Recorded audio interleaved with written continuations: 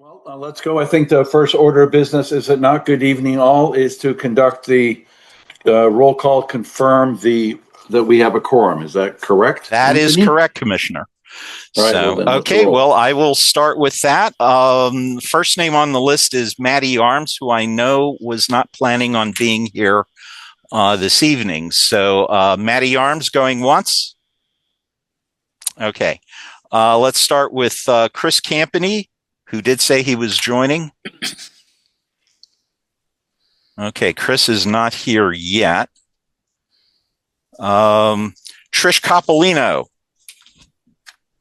Here. Okay, fantastic. Corey Daniels. Here, Tony. Okay, Dave Eastman. Okay, have not seen Dave yet. Sorry, I am here. Okay, fantastic. I was on mute. Okay, Skylar Gould, our newest member. I know you were here. Did we lose Skylar? I see him. He's on mute. Okay, well, I know he was here earlier, and He if is someone here. can, okay, if someone him. can see him, I will count that. He's Bill trying to raise his Irwin. hand. Yes, here. Okay, fantastic. Bob Leach. Yeah, here. Okay, David Pearson. Present, Tony. Thank you. Jim Pinkerton. Right here. Okay, Randy Pratt. I'm here. Good evening, all. Okay, Marvin Resnikoff. I'm here. Okay, and Laura Sibilia. I thought I saw her join. Laura, are you muted? She might be having the problem I was having. There. I see her. Okay. Ann Watson. I have not seen Ann join I'm yet. here. Oh, fantastic. There you are. Hello. Okay. Lissa Weinman. I know she said she would join, but I haven't seen her yet. Lissa going once, going twice. Okay, not yet. And Commissioner Johnson. Here. Okay, and it looks like we had Chris Campany join in the middle of this. Chris, can you confirm that? Was trying to finish cooking supper. Thank you. Okay. And one more time for Laura Sibilia. Oh, okay. Hold on. She's rejoining. Hi, Tony. You should be able to hear me now. Okay, fantastic. Yes, we can hear you. And just last call for Lissa Weinman. Okay, I know she's traveling, but she did say she would be available this evening. Madeline Arms said that she was not available this evening. So with that, we have 1, 2, 3. Yeah, we have 12 people here on the panel. Excellent. Thank you, Tony, and good evening, all. We have a really full agenda, I would say. It's great. This is a good turnout. This is a very good turnout. Yeah. Anyone else? There's no obligation to, but is there anyone else who would like to introduce themselves or let us know that you're here? Again, no obligation, but just raise your hand if you'd like. I see Brattleboro Community TV. That's excellent. And Susan Small here. Hey, Susan. It's been a while. Good to see you.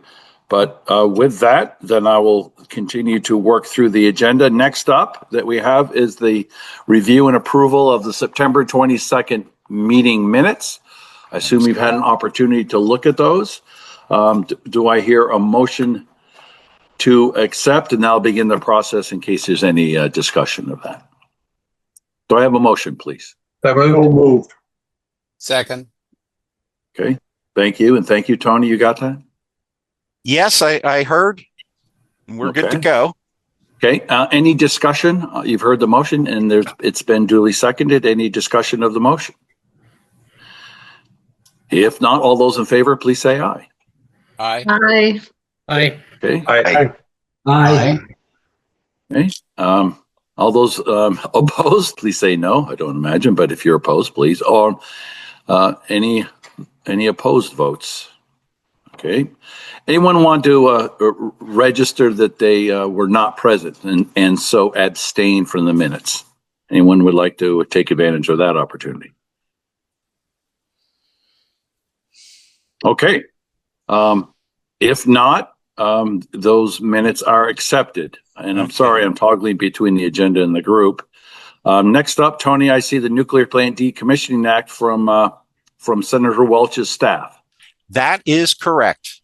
So this was a late addition to the agenda.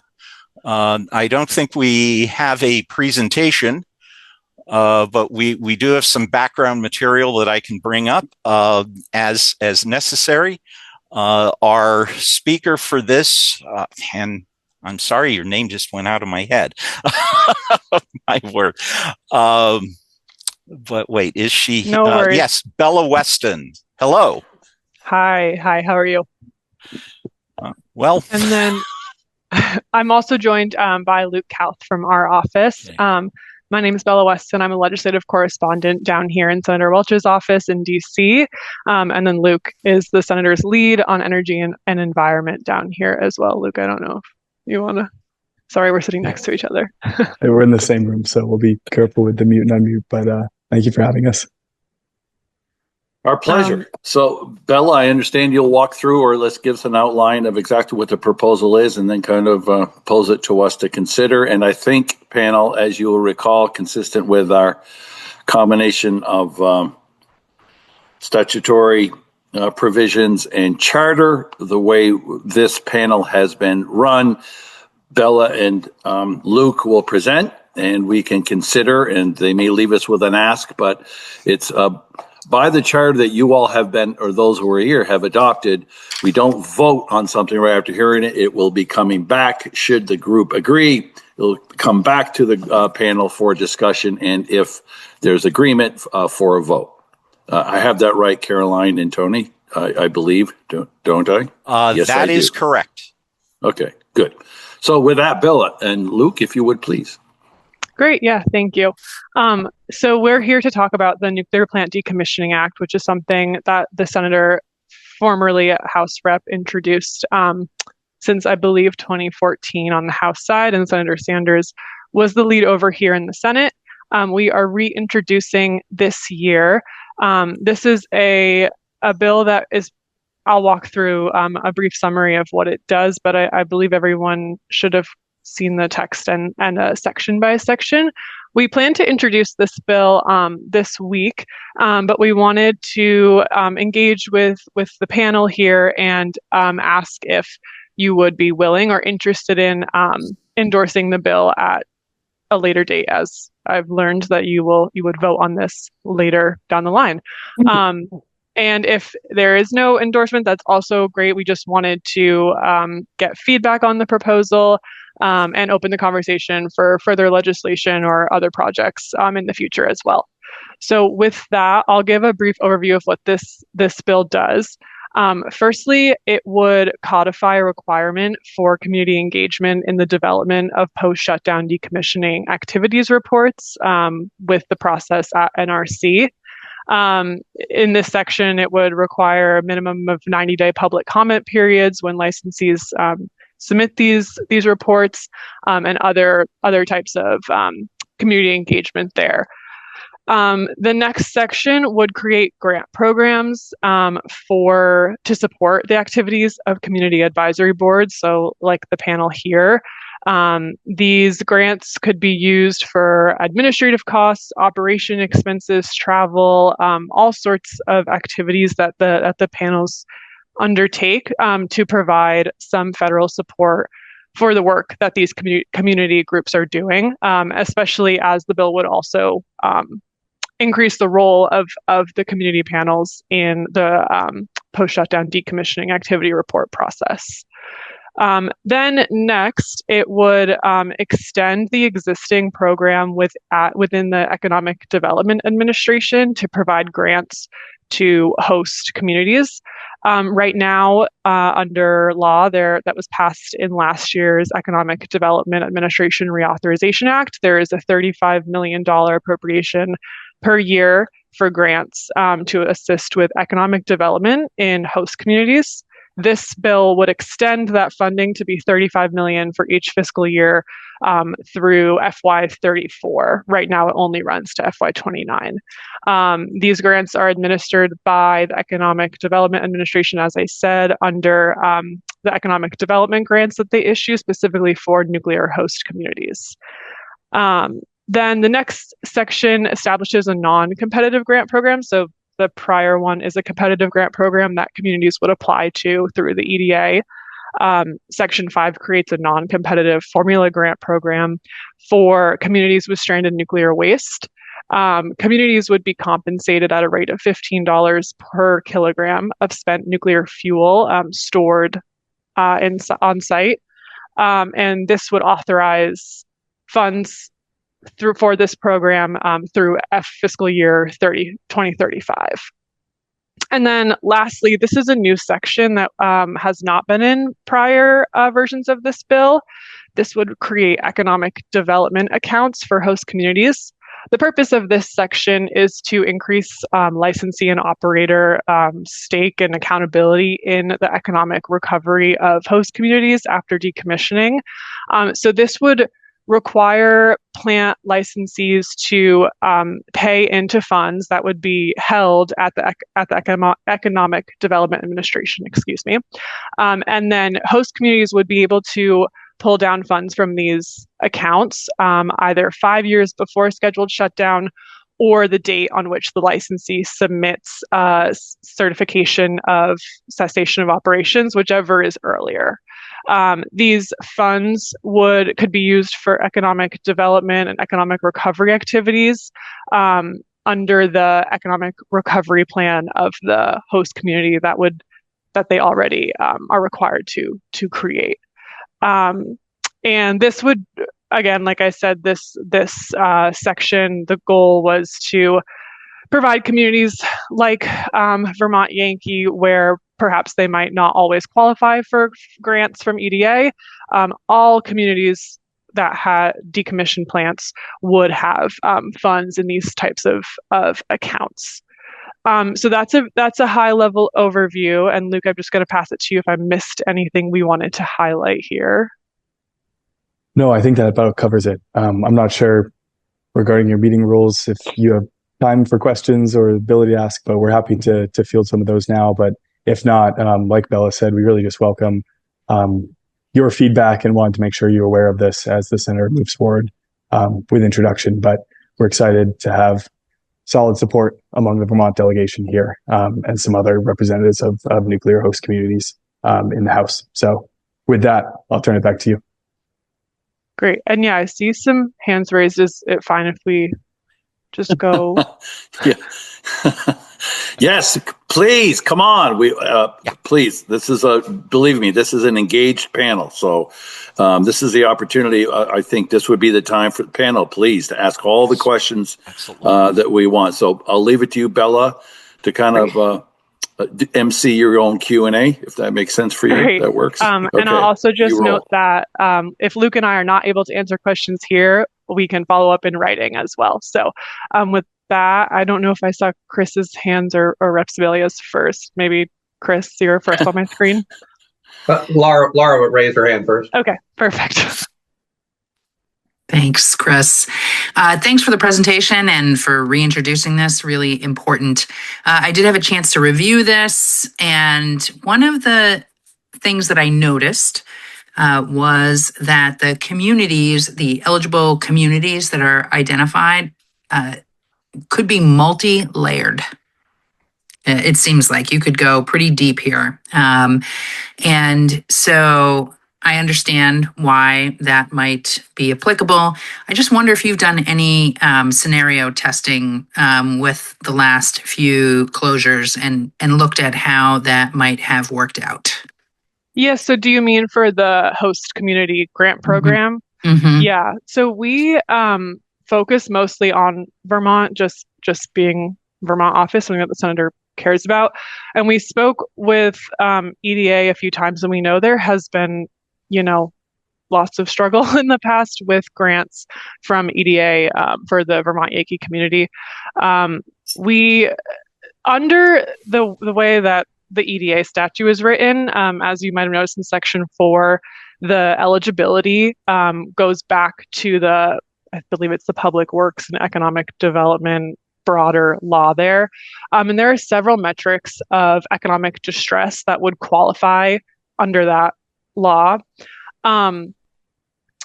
Some of which Vernon and the broader community of where Vermont Yankee is located, we believe should qualify for. We know there's been difficulty with that in the past. So we're hoping that some of the language in here would, serve as a way to nudge EDA. A lot of it is at the discretion of the secretary, as the law says. So some of that is beyond some of the fixes available to us in this specific draft. I know that's kind of not the most optimistic answer here, but we're definitely thinking about that in the drafting of this. And Luke, I don't know if I missed any of our conversations. I know you've been here for a couple other of these meetings, but yeah. Yeah, I think in short, our goal was to give as much flexibility as possible, whether it's a town that wants to apply, a state that wants to apply, or an entire region. And also to your question about other states or other closure communities, past versions of this bill were supported by Senator Markey, for example, who represented it was in Sandwich, Massachusetts, and Plymouth, 2 nuclear plants that closed down. So I think a lot of the problems regarding community eligibility and the economic recovery have been fairly similar throughout the country. So we tried to keep it, getting at Vermont eligibility still broad enough to give flexibility to whomever might want to apply. So thank you. I'll just follow up with a comment, not a question, and then fade into the background. If my read is correct, you would have multiple states, perhaps multiple counties, and at least one community, but maybe additional communities that might be eligible in this area, Vermont Yankee area, which would be fine. It would seem like there might want to be some communicate or coordination, or that might be the intent. That's why I asked about looking at kind of scenarios for how would this have worked in other communities. Again, thanks so much for introducing this, and I'm done. Great, thank you. I think Chris, were you next? Yeah. Thanks again for introducing this. Laura addressed part of what I was going to raise. And for context, for anybody new, Vernon made, I think, at least 3 runs at this. Yeah, mostly snow, probably 1 to 3 inches, and perhaps a bit heavier totals. Somebody needs to mute themselves. 3 to 6 inches of snow there. Other than that change, they do get the cold, but for the next week or 2, I think it's Nadia Glucksberg. Yeah, hold on. Colder than average temperature. We're getting the forecast, though. Sorry about that. Okay. Thank you, Nadia. Thank you. So Vernon had made multiple attempts at trying to access the funding under the previous round, and it was the EDA rules, the things that folk are referencing, that kind of spiked that. The other thing I would just suggest, I think there are a number of nuclear plants in rural context similar to Vernon, where it's really kind of hard to come up with the economic development imperative. And I would suggest that to the extent you can, lack of housing being a fundamental shortage in rural areas that directly impact economic development would be really good. If you could, if there's not language in there already, that could widen the applicability of use of those funds beyond just EDA's traditional economic development imperative, because that was part of the pushback, as I recall, on Vernon's application, because it doesn't have a main street, it doesn't have an industrial park. Vermont Yankee kind of was this industrial park, and I know that this funding could be applied more broadly, but I'm just saying, I think in a lot of rural areas, right? If you were to look at Rowe, if you were to look at other, even probably not Wisconsin, but I'm just thinking about other examples we have got here kind of locally, where the challenges might lie. I think those are the two main points. I guess the only question I have, do you have any Republican co-sponsors on this thing yet? Not at this time. We'll work on it, but in terms of before introduction, it doesn't seem like we will have bipartisan support. But we'll see. And then, yeah, thank you for those comments, and those are things that we definitely thought about in reworking this bill this year for reintroduction.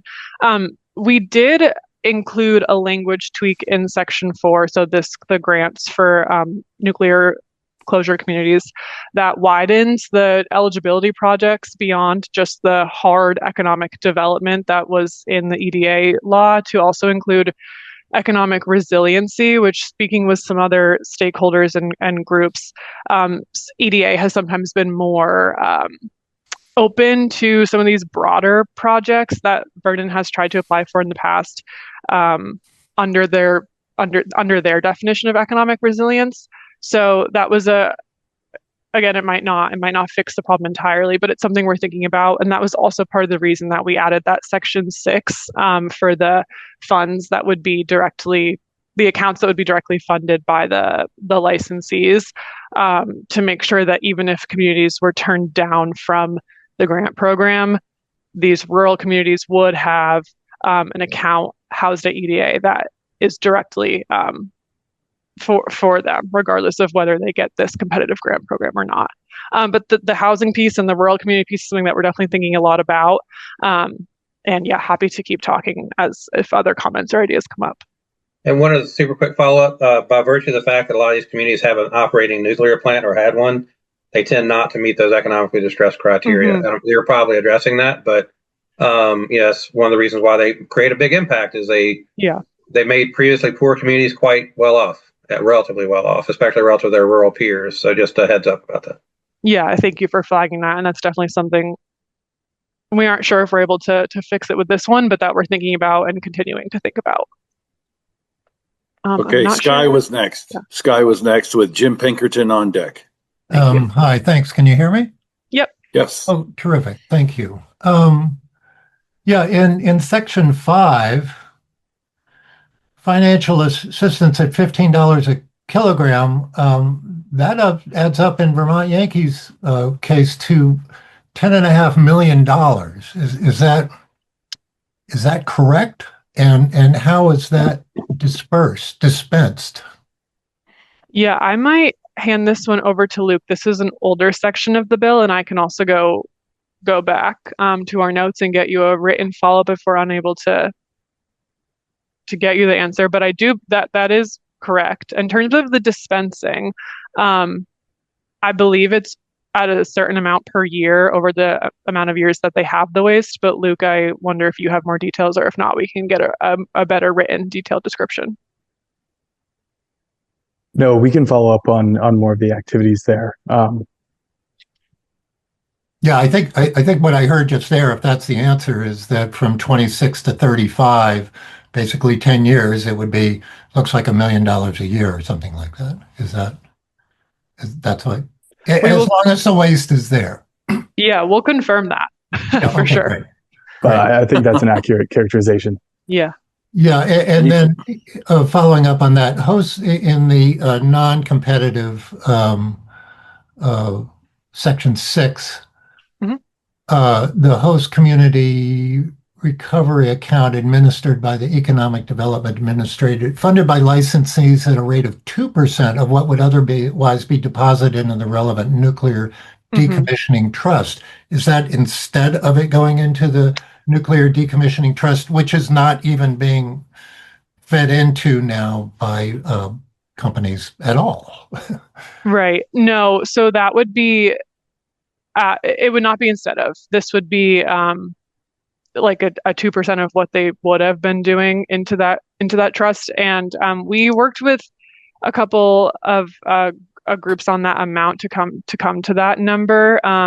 And I can again follow up with more information, but I have some notes on about how much that would be for specific communities. But as not an expert or an NRC longtime staffer, this was a number that we worked with some other issue area experts on that. But again, happy to follow up with you via email to get some more details on that. Thank you. And just another quick, can you give us an idea of time frame and how a bill such as this might move through Congress? Yeah, definitely. So yeah. Let's hear the answer to that question, please. Right. Well, in a perfect world, we'd have it passed immediately. No. So it will go to committee, which Senator Welch is not a member of, but Senator Sanders is. And then ideally it would get marked up through a committee hearing. That is the time at which it'd be most likely to be amended or attached to another bill or changed in other ways. And often that's what you see with these larger packages that individual members introduce in committee markup. There are changes and amendments and attachments and things like that. And then it would go to the floor. Obviously, in the current setting here in the Senate, I'm not the most optimistic, but never say never. And we continue to have conversations with other offices and see if we get interest on that. I don't know if, Luke, I missed any major steps here. Yeah, I mean, like Bella said, this is a bill that was introduced going back to 2015, around then, and clearly it hasn't advanced, unfortunately. We hadn't introduced it since 2020. I believe the 116th was the last Congress that Senator Welch, then Congressman Welch, put this bill out. We felt that with some of the concerning developments at the NRC, with the administration's emphasis on nuclear power, it was an important time to put this framework out there again. So if there is a moving vehicle regarding nuclear energy, NRC reauthorization, if not the entire package, we hope that having this out there would allow components and bits and pieces, potentially in the nearer term, to hitch a ride. To the question of if we will be able to get a Republican on, we will see. I don't think it's really where they're positioned right now, generally, given the desire to rapidly deploy nuclear energy across the country. But these are all bargaining chips that we have, and stances that we stake out, so that if there is any form of bipartisan negotiation over nuclear power, this would be something that Senator Welch would be advocating for strongly. So probably not something we see this Congress, perhaps not under this administration, but always a positive to have these ideas and legislative text floating out there, so that they are able to move should the opportunity arise. Okay, Luke, thank you with that. With that, Jim, please. Currently, Department of Energy is sponsoring studies regarding the consolidation of nuclear storage facilities. They're not committing to any particular end stories on that, but they're asking that question, and I wonder if it would be an advantage to include in your bill, other than just the spent fuel from existing facility, or take into consideration the impact of a consolidated facility where there's a lot more stored in one particular location. That's interesting. I hadn't seen that yet, and definitely something to think about in the future. Just based on our timing with the introduction of this bill, probably not, but as a standalone or something that we think about down the line as they continue to work on that, if more information comes out of DOE. Yeah, thank you for flagging that. Was it on the DOE website? I can also look back at their releases. We actually, here in Vernon, we actually had a group come by and do an evaluation study of that. They've done it 2 times in the last 4 years. So DOE is definitely showing interest in that. Mm-hmm. Has it happened? Have you heard further communication on that this year since this administration? No, Okay. no, they're specifically saying there's no actual requirements that are going to be a result of this study, but they just want to have the information on how to best deal with a consolidated storage. Interesting. Yeah, I'll track that down. Thank you for flagging. I'll send you an email link on that if you like. That'd be great. Okay. Thank you, Jim, very much. We went a little bit long in terms of our agenda this item, but Bella and Lucas, I think those were great questions that Jim and Sky and Laura and Chris all brought up. So I hope that was helpful, and we can count on you either to give bilaterally to the people who asked the question, or certainly with Tony Lashinsky to make sure that he can share the answers with the entire panel. If we could go that way, please. Yeah, that'd be great. Yeah, Tony, you have my email, so whatever works best in terms of following up. Okay. Yeah, I would say if you want to follow up with specific people who ask questions, go ahead, include me on copy, and I can share with the rest of the panel. Perfect. Okay. And I would just say if there's anything that wasn't raised just now in Q&A, feel free to reach out to us. We would welcome more feedback. The bill will be introduced, but it's an iterative process, and we'd love to, in future versions, as we move forward, keep on incorporating that feedback. It is most decidedly an iterative process, Lucas. Thank you. It's all we do. That's all we do. All right. Thank you both very, very much. We really appreciate it. Some good ideas there. We'll look forward to continued collaboration, and we'll see what's next. So thank you very much. Great. Thank you all. Have a nice night. With that, Corey Daniels, you're next up, please. You're still muted, Corey. Sorry. When Tony's ready with the presentation, I'm on board. Yeah, bear with me just a second. Okay, and get out of there, please.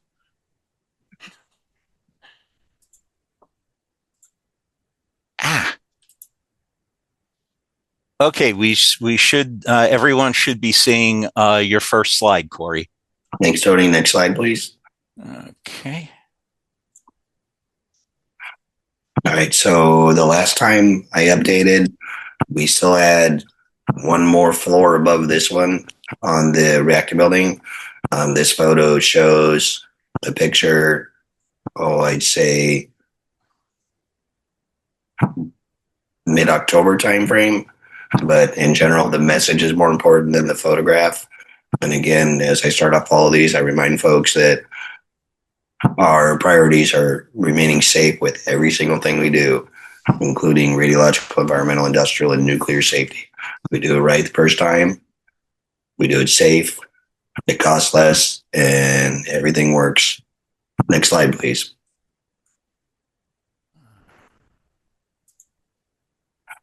This again is the macro overview of the schedule. Not to repeat, as I've shown this on every handicap, except for one where we forgot it and got queried on that, and we put it back in. But overall, it shows the spent fuel management will continue well into the future. But the major milestones for all the demolition and decommissioning activities, and we remain on track for all of those. Next slide, please. Performance update is where the rubber hits the road. We still have 0 recordable lost time accidents to date. It's really a significant feat, with well over 2 million person hours worked on site since NorthStar took over ownership. Along with that, our regulatory performance with the NRC has also been very good, with no cited violations in that entire time period also. Doesn't mean we've been perfect, but none of them raised to the threshold of a cited violation. And with our production, we remain well on schedule. Highly confident we'll finish all this well ahead of our commitment of 2030 in the MOU. Next slide, please.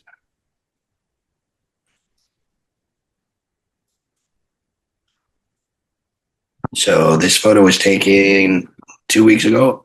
As you can see, the reactor building's gone. Just the little bit of the remnant of what I'll explain is the containment wall is up on the south west corner that's kind of in the back on the right side. You can see the large excavator actually taking the metal off of what's known as the bioshield. 2 pieces of steel with a layer of concrete in that surrounded where the reactor vessel was, just to protect from the radiation. I have a photo of this today, and there's a little bit of that remaining, and that's it. But the reactor building and all the equipment is pretty much gone, right down to the ground level of 252 feet. All of the remaining portion of that will be fully flush with the ground by the end of the year. So quite a bit of progress in the last couple of months. Next slide, please. As we continue to do, we take river and groundwater samples. Again, no anomalies, no issues with those activities, especially from a nuclear standpoint. Radiologically, the majority of all the nuclides have been removed. And you'll see when you see the shipping numbers, there's only been a very tiny uptick in the amount of curie content that have been shipped offsite. Next slide, please.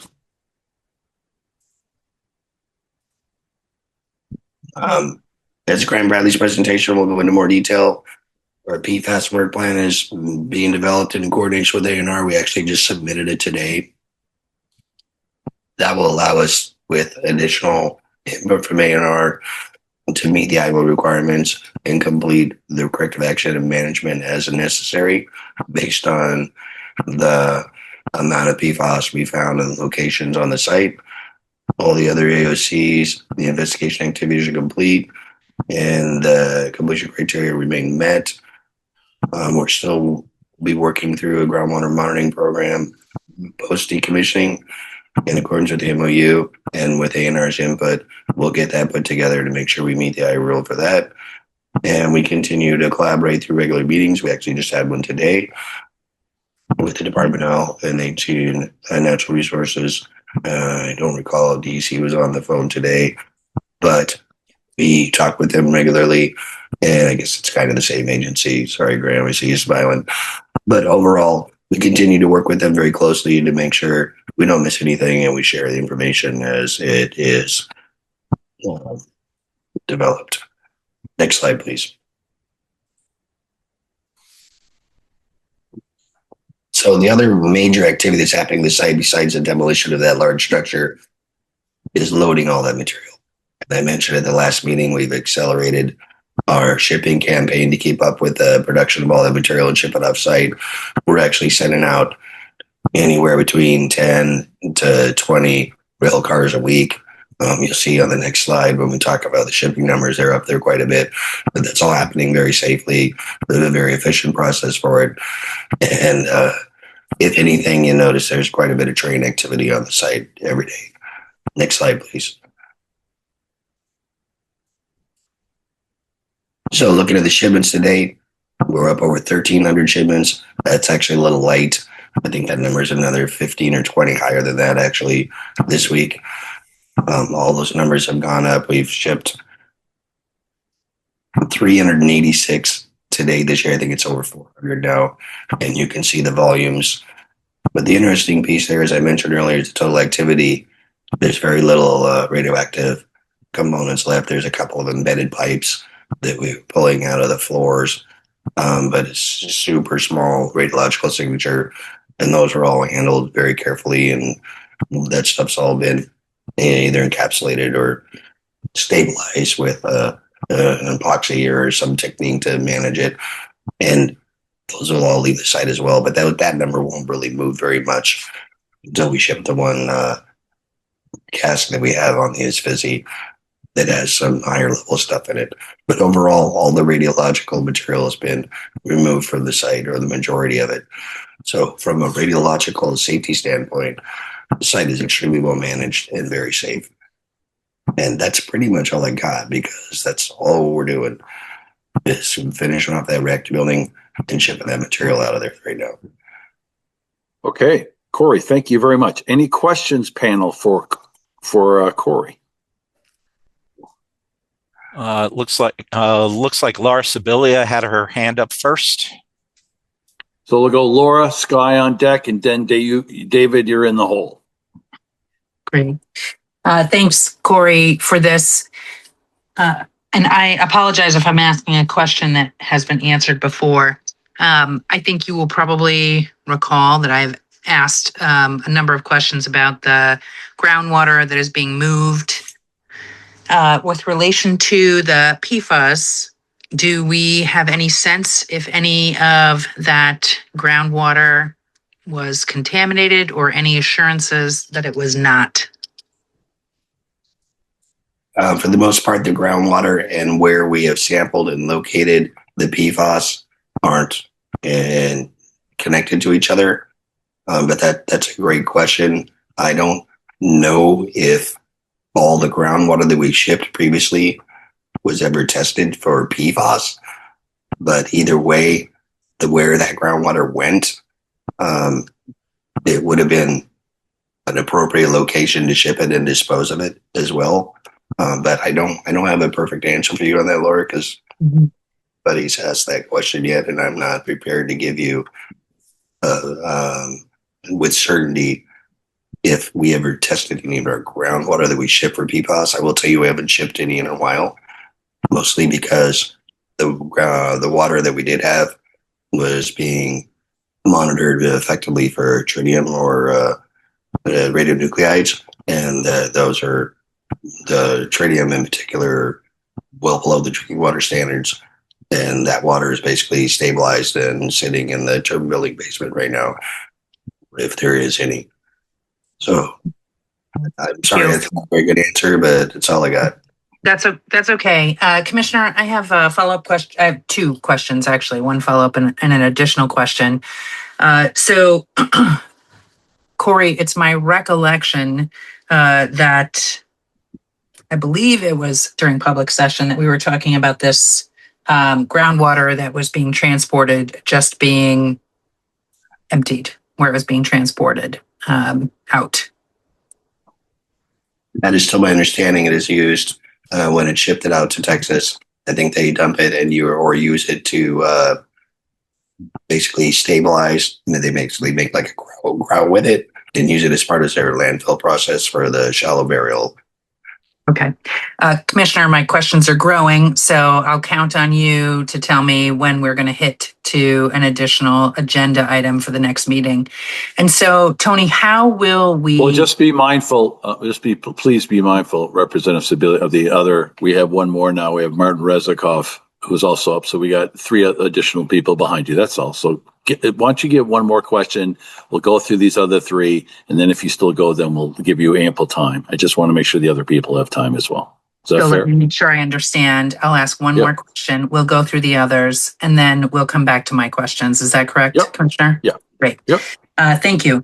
So with regard to the water that has already been transported and just let go, how is there any means of assessing if that groundwater was contaminated with PFAS at this point?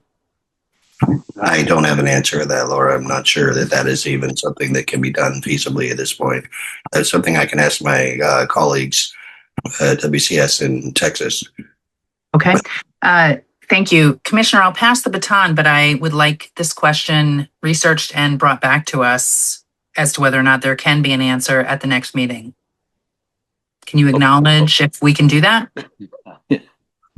We can certainly ask. Yes, I'll certainly acknowledge that. Corey, is that something that, to Representative Sebelius' question, is that something you could run down, please? Absolutely. I can work with our Alien Aldrich, environmental folks, and I'll learn as much as I can about that and get you a return answer. As I understand it, the dewatering wells were sampled from the tanks that we filled, but they had no PFAS detected, but I'll have to check on that. Yeah. So the question that I have is, of the water that's been transported to Texas, do we know if any of it was contaminated, or can we find out? I'll get you an answer on that, Laura. Thanks so much. And Commissioner, I do have one other question when we come back around. Thank you very much. Okay. And just, Corey, if we could please share that answer with Tony so he can share the exchange and then share with Tony. Then we'll share it with the entire panel. Okay. Understood. I'll get it to you. Perfect. Scott, you're up with David on deck and Marvin in the hole. Thank you. Just first, are we going to hear from DEC today or ANR? Yes. Yeah. Okay. So I'll save a bunch of these questions, but yeah, to Corey, going back in history a little bit, the Agency of Natural Resources in December 2014 document ANR comments on Entergy Vermont Yankee Site Assessment Study reads as follows: Transformers. Energy should indicate whether any residuals or contaminants of concern, i.e., PFOAs, from firefighting foam used during the 2004 transformer fire remain on site and whether they require cleanup. Energy shall submit a work plan for such additional investigation outlining all work to be performed for approval by ANR. Was such a work plan submitted, and has it been referenced during decommissioning? And is it known if Energy removed any soil or did any other remediation work after the 2004 fire? I know it's a little odd, if I may, Corey. That's a great segue, Skylar, into my presentation. I will be addressing that. Okay, so great. Please, Corey, you go first. Yeah, and Skylar, I can tell you, while I don't know with certainty if that is a function that Energy performed, I know that we did sample soil and groundwater around the transformers in our very first round of characterization to help make some of the determination for that, but I'm sure Graham will be able to follow up with more detail when he discusses it. And again, that was part of a work plan that was approved by us through ANR as the initial effort started, but I'm sure we'll talk more in depth when Graham gives his presentation. Oh, okay, thanks. And one more. In the MOU requires NorthStar to have a, quote, $30 million pollution legal liability insurance product, providing for site restoration activities to address previously unknown or not fully characterized non-radiological environmental conditions. This PFAS contamination seems what such a policy was required for. Is this policy still in force? Is it a relevant factor in cleaning up the contamination? The policy is in place. We have it, and as we continue to execute the work plan and make the determination on how we will meet the I rule, if in fact it is necessary, or we get to the point where we determine the type of funds would be needed to perform whatever remediation or cleanup, which I don't believe in this instance will be necessary whatsoever for what that policy was designed for, because I don't think this is going to turn into something that major. But we do have the policy in place, and it is reserved for just such a thing as you're describing, if in fact the costs are applicable. Well, okay, my concern is that the original goal discussed during the hearings and the sale was to restore the property to a resident farmer status of cleanliness, and that this contamination seems to me a major problem. And I'm afraid that whatever the I rule requires, that there are the resources to clean up this contamination, or at least to attempt to clean up this contamination. My concern is that, we don't really have to do it, and we're going to have another polluted site, another industrial site on the shores of the Connecticut River in Vermont, when in fact the resources are there to clean it up. So I got you. Thank you. Thank you. Valid points, guys. So thank you, because I'm learning. This is helpful to me. Any final reaction on that particular point, Corey? No, I appreciate Skylar's input and I understand your point completely. Yeah, thank you. Okay. All right. Thank you. David, you're up. Marvin, you're on deck. Sorry, David, you're still muted. So, Corey, I may have just caught something, but did I hear you say that a cask has been removed from the You did isthmus? not. Okay. Take my hand down. Okay. All right. Marvin, you're up, please. Let's see, am I muted? Can you No, hear you're me? good. We can hear you. I'm interested in the levels of tritium. I think you mentioned that tritium was measured, and I'm just curious as to whether it exceeds background radiation. I don't know if the tritium, Marvin, has been defined in terms of background radiation, but I know the water that has been sampled and has remained and that we're managing on the site is all below drinking water standards. So it's fair to consider water on the site that you're able to drink consistent with the background radiation levels. I would say the answer to that is yes. Okay, but the question was, does the level exceed background? Not whether it exceeds the standard. I don't think there is a background radiation level defined for this area of Vermont by which you can compare tritium at or below the drinking water standard to make that determination, unless you're aware of one. Okay, I'll look into that. Thank you. All right. Thank you very much, Marvin. Laura, Representative Sibilia, we're back to you. Thanks, Commissioner. And perhaps this question will be answered when we have DEC. I'm wondering if we have an estimate on the PFAS cleanup that has been the plan that's been submitted to ANR. Estimate as in cost? Yes. Thank you. There's no cost value associated with the plan right now. It's just a work plan. Okay. And so there obviously is a cost associated with remediation. So at some point, would we be able to, am I wrong? Laura, I don't understand exactly what you're implying. That there is a cost. There's a cost for all the decommissioning activities, including the non-radiological characterization, assessments, and any remediation or long-term monitoring. So if it's, a deed restriction and natural attenuation, long-term monitoring, there is a cost for that, but it's not a significant dollar value, and it certainly is going to drive us into that pollution prevention insurance policy. So I think it would be instructive. So decommissioning is not such a widely practiced. It's not a widely occurring cleanup activity. PFAS is growing, and so I think it would be instructive and helpful if we were able to understand the costs associated with that.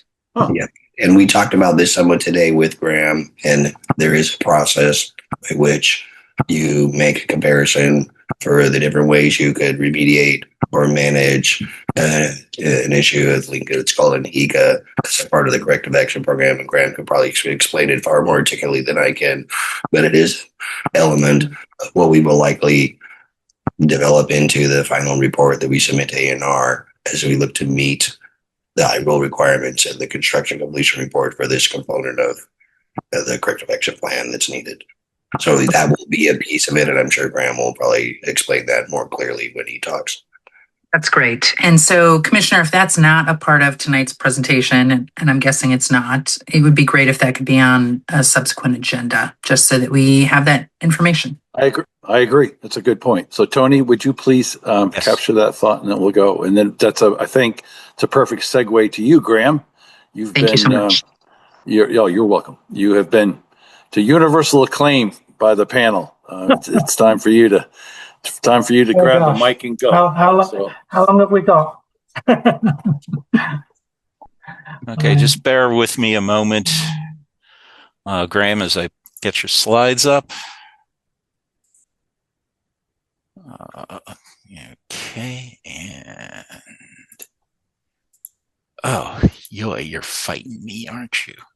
Well, while that's going, Graham, will you just give a couple remarks on your role at the Agency of Natural Resources, please? Sure, yeah. My name is Graham Bradley. I work for the Sites Management section.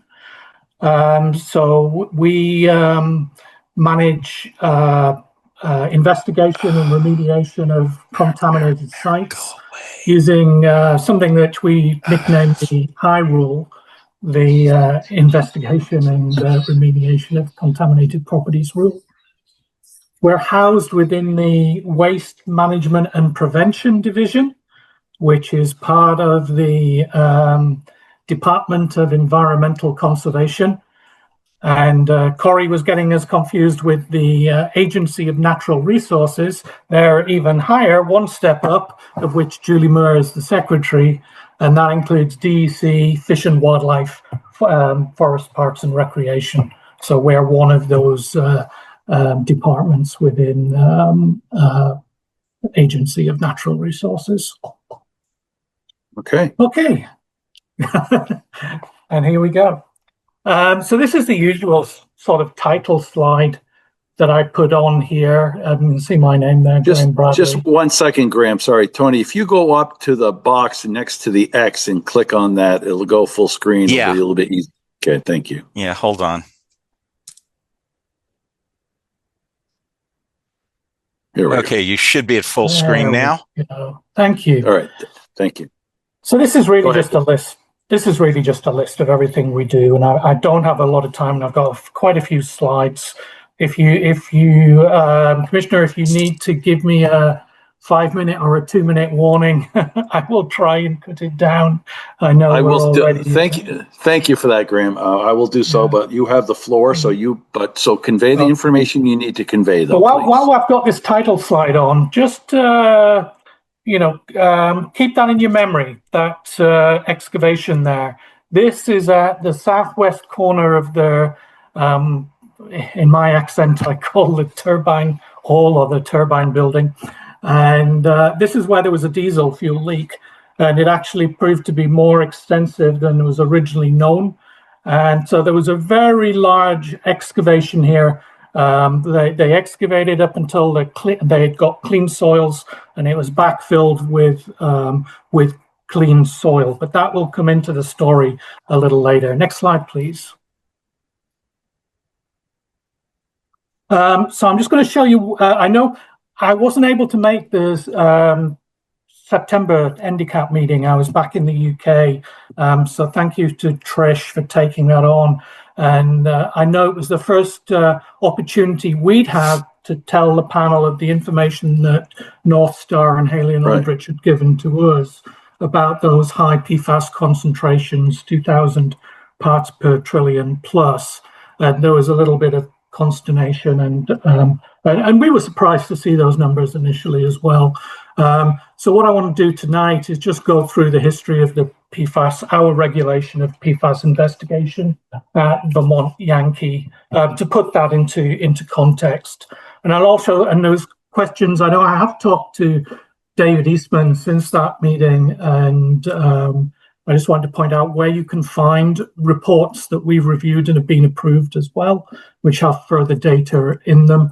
And then I'll talk a bit about the history of that investigation, and also right at the end about some new drinking water standards and groundwater standards for PFAS, which will be adopted early in the new year.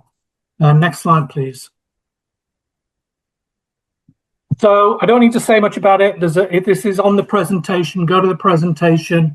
You go to that web page, scroll down. You will see a list of links to reports that we have approved, and you can click on those and download those and read them and look at the data, and everything's there. If you're having trouble getting to that, feel free to email me there, and I'm always happy to talk to people individually as well, as I did with David, and provide more background. Next slide, please.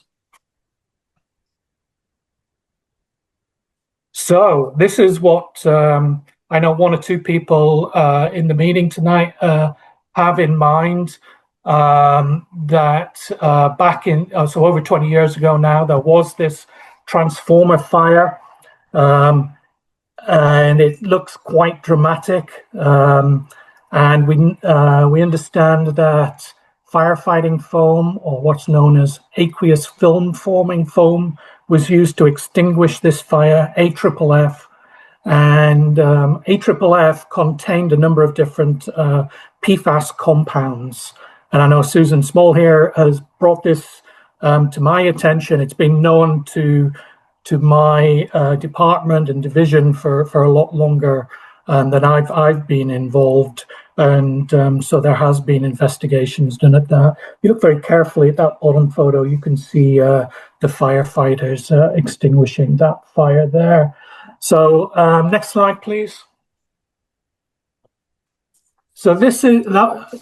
I'm not going to go through all this text. I don't have time. These are some quotes from previous reports. Skylar, you were referring to that top one, the A&R or DEC review of Entergy's site assessment study. And this is back in 2014. I think this might be before we even had standards for PFAS, a couple of years before we brought in standards in Vermont. And even then we were recommending that because of the fire, because of the use of AFFF, that soils and groundwater was sampled. And then you asked, did that go in? Was that go into a work plan? Yeah, it went into the 2017 Haley and Aldrich non-radiological site sampling plan. And then I was looking through reports. I only took on with this project, I think it was 2022. The site investigation reports, the initial site investigation reports produced by Haley and Aldrich had been completed by that time. And the 2020 report there includes the results of that soil and groundwater sampling. So rather than look at the text, I'm going to show some plans. So next slide, please. So these are, you can see here where the, I'm looking to see if these are just wells or if this includes soil sampling as well. That whole process, I say I could spend a couple of hours on this. The whole process was identifying where there were areas of concern and sampling those to see if there had been release of contaminants, and then moving forward from then, there corrective action requirements at those individual areas of concern. And the one that we're focused on is where you saw that fire, inside that red circle there. Next slide, please.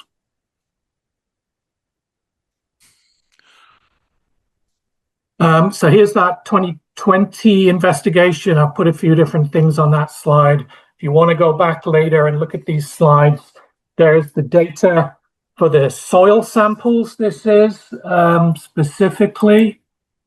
There seems to be a little gray box appearing on my screen over the PFAS not detected. I think that, oh, there it is, it's gone. That white rectangle, bottom left hand of your screen, is the turbine building.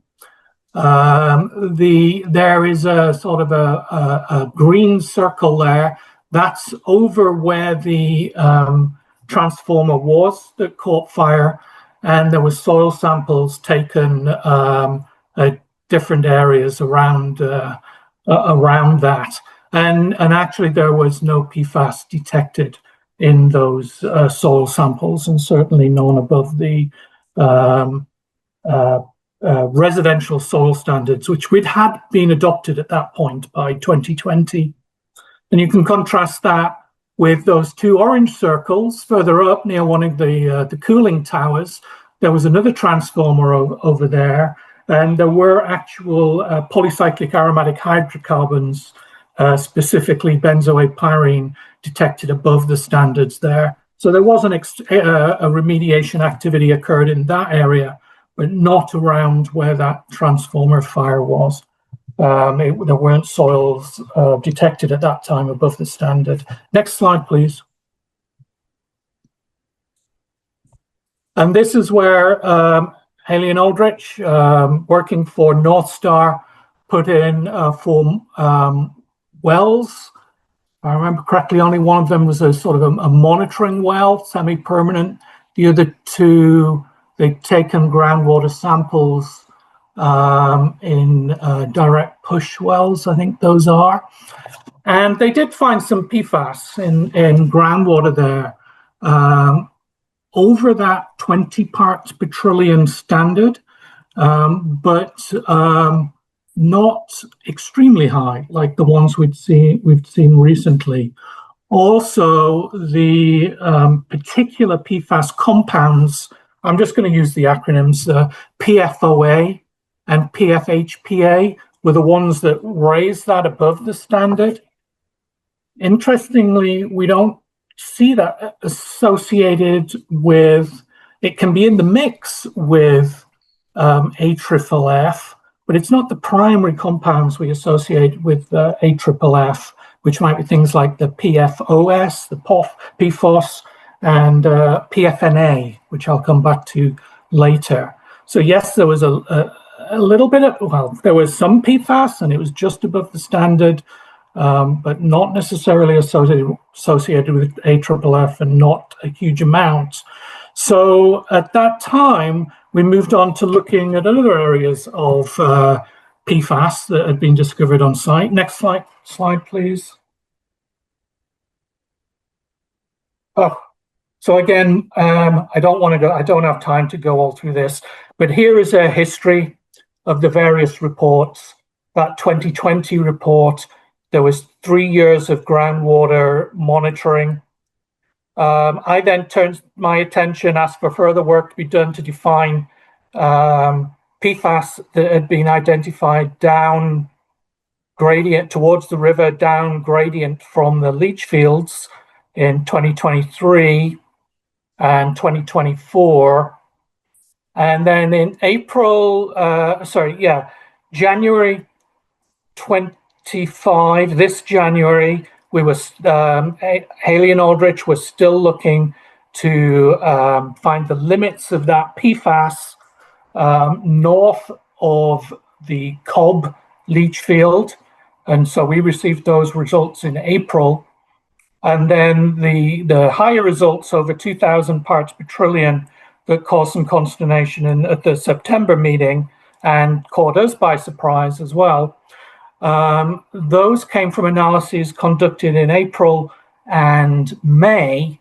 And actually, I believe the NDCAP meeting was in early May. And so those results, it takes time for those analyses to come through and verified. And so those weren't available for the May NDCAP meeting. That's why you hadn't seen those previously. Those were reported out to us in August. And so the next meeting was in September, and that's why those were presented as soon as we could in that to NDCAP in that September meeting. Next slide, please.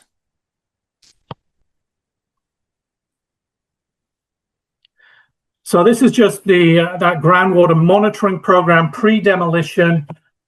These were all where we knew there was potential ground contamination, and over that 3-year period, those were gradually whittled down until we're just looking at those wells where there was remaining groundwater contamination, known groundwater contamination.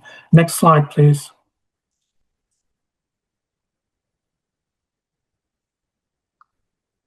And so I've annotated this out of a Haley and Aldrich report. 3 of those areas where there was remaining, 3 out of 5 where there was remaining groundwater contamination were PFAS. There's the one we've already spoken about, just over the standards for PFOA and PFHPA, and that southwest corner of the turbine hall, and then down gradient of the 2 leach fields, what I've called on here the North Leach Field or the main leach field, and the South Leach Field, or the COB, I think, is it Contractor Office Building Leach Field, there to the south. Office building. Yeah. And then you can see another area, that one, TMB NPTH, NPTBH stands for naphthalene. That's in that area where that big excavation occurred on the title slide. So that area, that soil in that area has now all been removed. There's another AS stands for arsenic. That may be natural. I need to go back and have another look at that. Sometimes you do get natural metals in the soils that pop up above our standards for anthropogenic contamination. Next slide, please. Now I'm going to show you some slides just showing the boundaries of contamination down gradient of the leach fields. When you look at these slides, it's very easy to get into that train of thought. All we're doing is joining the dots. It's much more than that. We not only need, and so that if you're just thinking about what are the numbers, how do you join the dots, you get into kind of focusing on the analyses and do you trust the laboratory analyses and has the quality assurance been done properly and those kind of issues. I would tell you, in my over 30 years of experience, the big mistakes are not generally made at the lab. They're made with interpreting the overall source and pathways and potential receptors of that contamination, how it is released into the environment and how it travels through the environment. So that is a big part of my job, making sure we understand what the source is, whether it's traveling in the air, over land, underground, in groundwater, and what are the receptors? Where could this actually cause harm? Harm to the natural receptors, the ecosystem? Could it enter drinking water? Could it come into direct contact or be ingested or inhaled by people? These are the things you have to understand, not just how to join the dots on the map. Now let me show you some dots on the map. Next slide, please. So this is the North leach field, or the main leach field. This is from the July 2024 report. And so based on, Haley and Aldrich provide a work plan to me. I say, well, that's good, but I'd like to see another hole there or something to help delineate this. And that's what they did. And so we're seeing an area down gradient of those leach fields up to about 30 to 50 parts per trillion. The current standard is 20 parts per trillion for 5 particular regulated PFAS. So we think Haley and Aldrich have going to, working for NorthStar, have delineated that area. Next slide, please.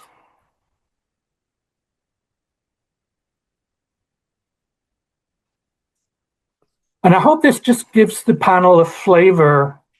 And as I said, I could talk for a lot longer on this. This gives you a flavor of the kind of level of oversight that we provide.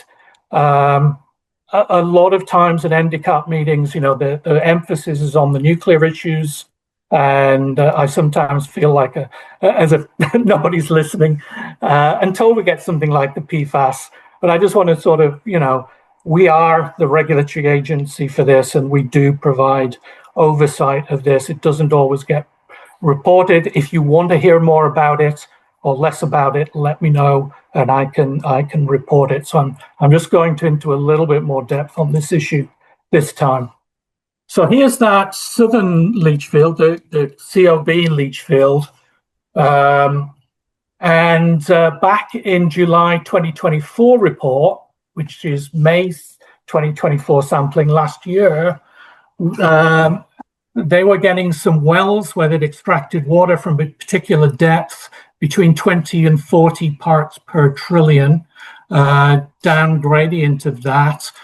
But you can see I've drawn on that dashed line and a couple of question marks there, because we've kind of got a green below 20 that's up gradient to the west there, but nothing defining where that contamination is to the north and south. So that's when I stepped up, and I'm sure NorthStar would have done it anyway, but said, no, you need extra holes in there. We need to define this. So next slide, please.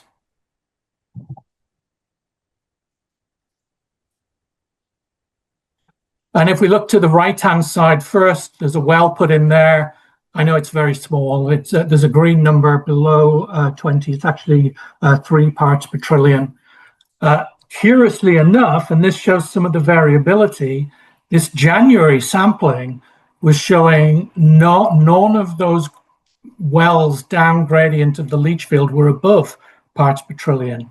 But then the 2 step-out wells, to try and define it, the limits were showing 35 and 103 parts per trillion. So we had some exceedances, and we had nothing.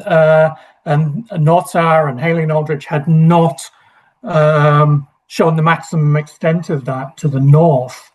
So then they put in other wells to try and define that plume. Oh, and before we go on to the next slide, so yeah, these were actually showing below that current standard of 20 parts per trillion downgrading to the leach field, just showing some of the variability. Parts per trillion is a very, very small number. If we get with water table going up and down, that water may be touching different parts of the soil. There may be a different amount of water flowing through that soil. There's a number of natural things that can cause that that seasonality in the concentrations that we see in the groundwater. That's all part of understanding that so-called conceptual site model is the jargon we use, or CSM for short. Really understanding what's going on with the pathways here. Next slide, please. Yikes. So this one looks very crowded. I'm just using it's got lots of data on here, not really suitable for presentation, but I'm just showing those step outs going from July 24, downgrading to the leach field, to January 25, 100 parts per trillion, to the May sample, 2,600 parts per trillion. And that's what was presented at the September meeting. So that's how we got there. I have presented a number of these things before. I've just brought it together in this presentation. That arrow for 2004 transformer fire is slightly pointing to the wrong place. It's a little stepped out from the building there. It's not on the building. So we seem to have a leach field to the north and a leach field to the south with PFAS, and then we've got this higher number in the middle, which is actually dominated by the particular compound PFNA. And I know that there was National Foam was a company in the 80s producing this foam that used a formula that had PFNA in it. I've seen this at the Global Foundries site, previously IBM site in Essex Junction. They've got much higher concentrations there because it was actually used at a firefighting training area with multiple applications. This fire was a one-time event here. Okay, next slide, please. I received this on Friday, a little bit of a teaser from the report that Corey said they provided to me today. I have looked briefly through that report. I'm not presenting anything on that tonight, partly because I submitted this over the weekend, this presentation. But this is picking out where there's exceedances of the current standard, the 20 parts per trillion of the 5 regulated PFAS. Moving from left to right there in those columns is going from the April sample, the May sample, the July sample, the September sample, and a November sample as well, when we managed to get an analysis through on that. If you look at the second blue line down, now these are actually in parts per billion rather than parts per trillion. So rather than 2,320, it says 2.32. But you can see there it goes from 2.32 to 2.14, 1.23, 0.786, 0.706. So the most recent sample is 706 parts per trillion PFNA. Now, if you add up with the other regulated compounds, you come up with that number at the bottom, 792 parts per trillion. So there seems to be a pattern here of reducing. I'm going to be reviewing that Haley and Aldrich report, see what their conceptual site model is, see what their explanation for that is. Just talking today during that meeting that Corey mentioned, we spoke about the possibility that this is in connection with actually the remediation activities, that big excavation in my title slide, where they were excavating essentially diesel contaminated soil, I think it was. But opening up that excavation, if you notice, there was actually rainwater collecting in the bottom of that. It appears that it may have washed some of this PFAS. This is a hypothesis at the moment. I'm not hanging my hat on this. I will be reading through Haley and Aldrich's report. It appears that this may have washed through some PFAS through the utility trenches and out of this system, and we're now seeing a decrease as that passes through the system. So next slide, please. How are we doing here? Because we're last two. Okay. Important two slides. Okay. This is the process that Corey was referring to. This is the rules in Vermont. This is the I rule. We require an approved work plan. If I believe there's further investigation required, I need to describe that conceptual site model, why that additional investigation is required, and how it meets the requirement to define the degree and extent of the contamination. I will then, once that work's been done, assuming I would approve that site investigation report. That would be posted to that archive that I showed you how to get to earlier, if it's approved. Once we're sure we know what's going on, we know where the contamination is, the process requires an evaluation of corrective action alternatives. What can be done here to make sure there's no harm? It's not always possible to clean up to pristine conditions. That's not the way the I rule works. What we want to do is prevent harm to current and future generations. So can the source area be, what actions can be taken in the source area, or the pathways, or potential receptors to prevent any harm to humans and the environment moving forward. That would be presented in a corrective action plan, which again we would approve before that was implemented, and that implementation would. So that's the general process. That's what's been done at those other areas, including that big excavation you saw in the title slide, and that's the process we'll be adopting for addressing PFAS as well. Final slide. Next slide, please. So things are about to change. There is a new water supply rule that regulates drinking water in Vermont, and they're bringing in new standards for drinking water. A couple of years ago, EPA recommended new standards for PFAS, which are lower than the current current standards in PFAS, the ones that have been used previously. In Vermont, because so many people have private wells, we regulate groundwater. It's a different standard. It's a groundwater standard. But for the most part, those standards are the same as for drinking water in Vermont. So what you've got there, you've got the on the left-hand side, the different PFAS compounds. I've mentioned that 20 parts per trillion a number of times in this presentation, or nanograms per liter is the scientific unit there, either individually or combined. Those are the current Vermont groundwater enforcement standards that stands for. the groundwater protection rule and strategy is the rule that contains groundwater standards. And that has been revised, and it's been through a review process involving stakeholders and the legislature. And I believe that is now approaching adoption. I'm not quite sure when that'll happen. It'll happen early in 2026. And so the standards will no longer be 20 parts per trillion. For PFO and PFOS, it will be 4. For PFNA, the one we've been talking about, that will be 10.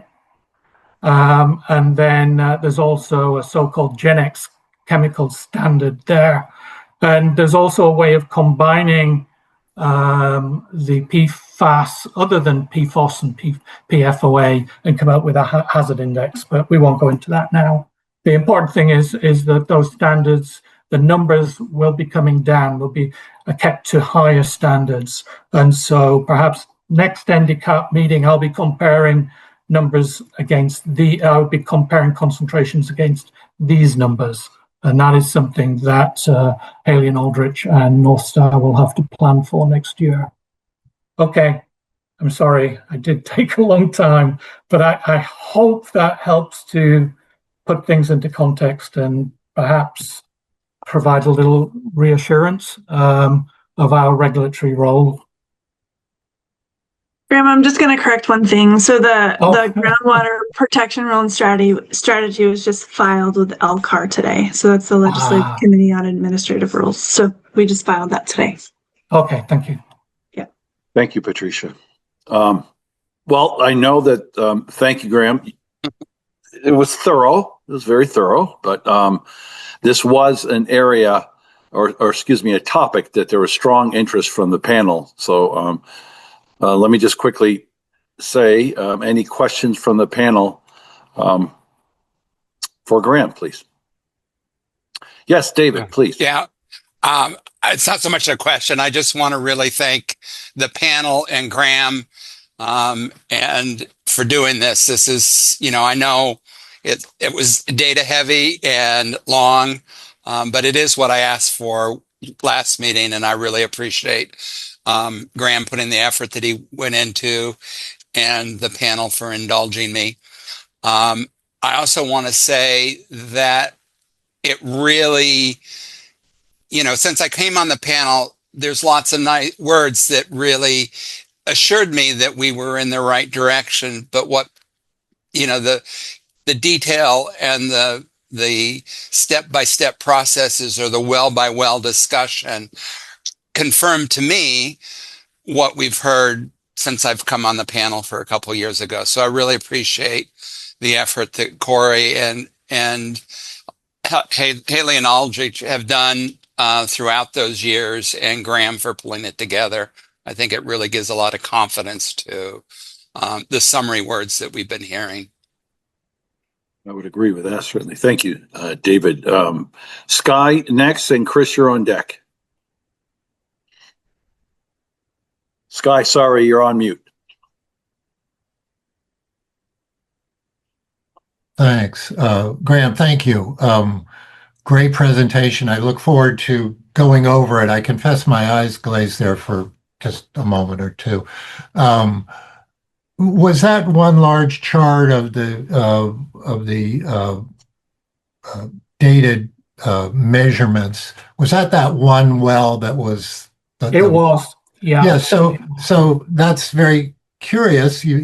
I thought you had mentioned on that. So that highest measure is already well down, or at least momentarily well down.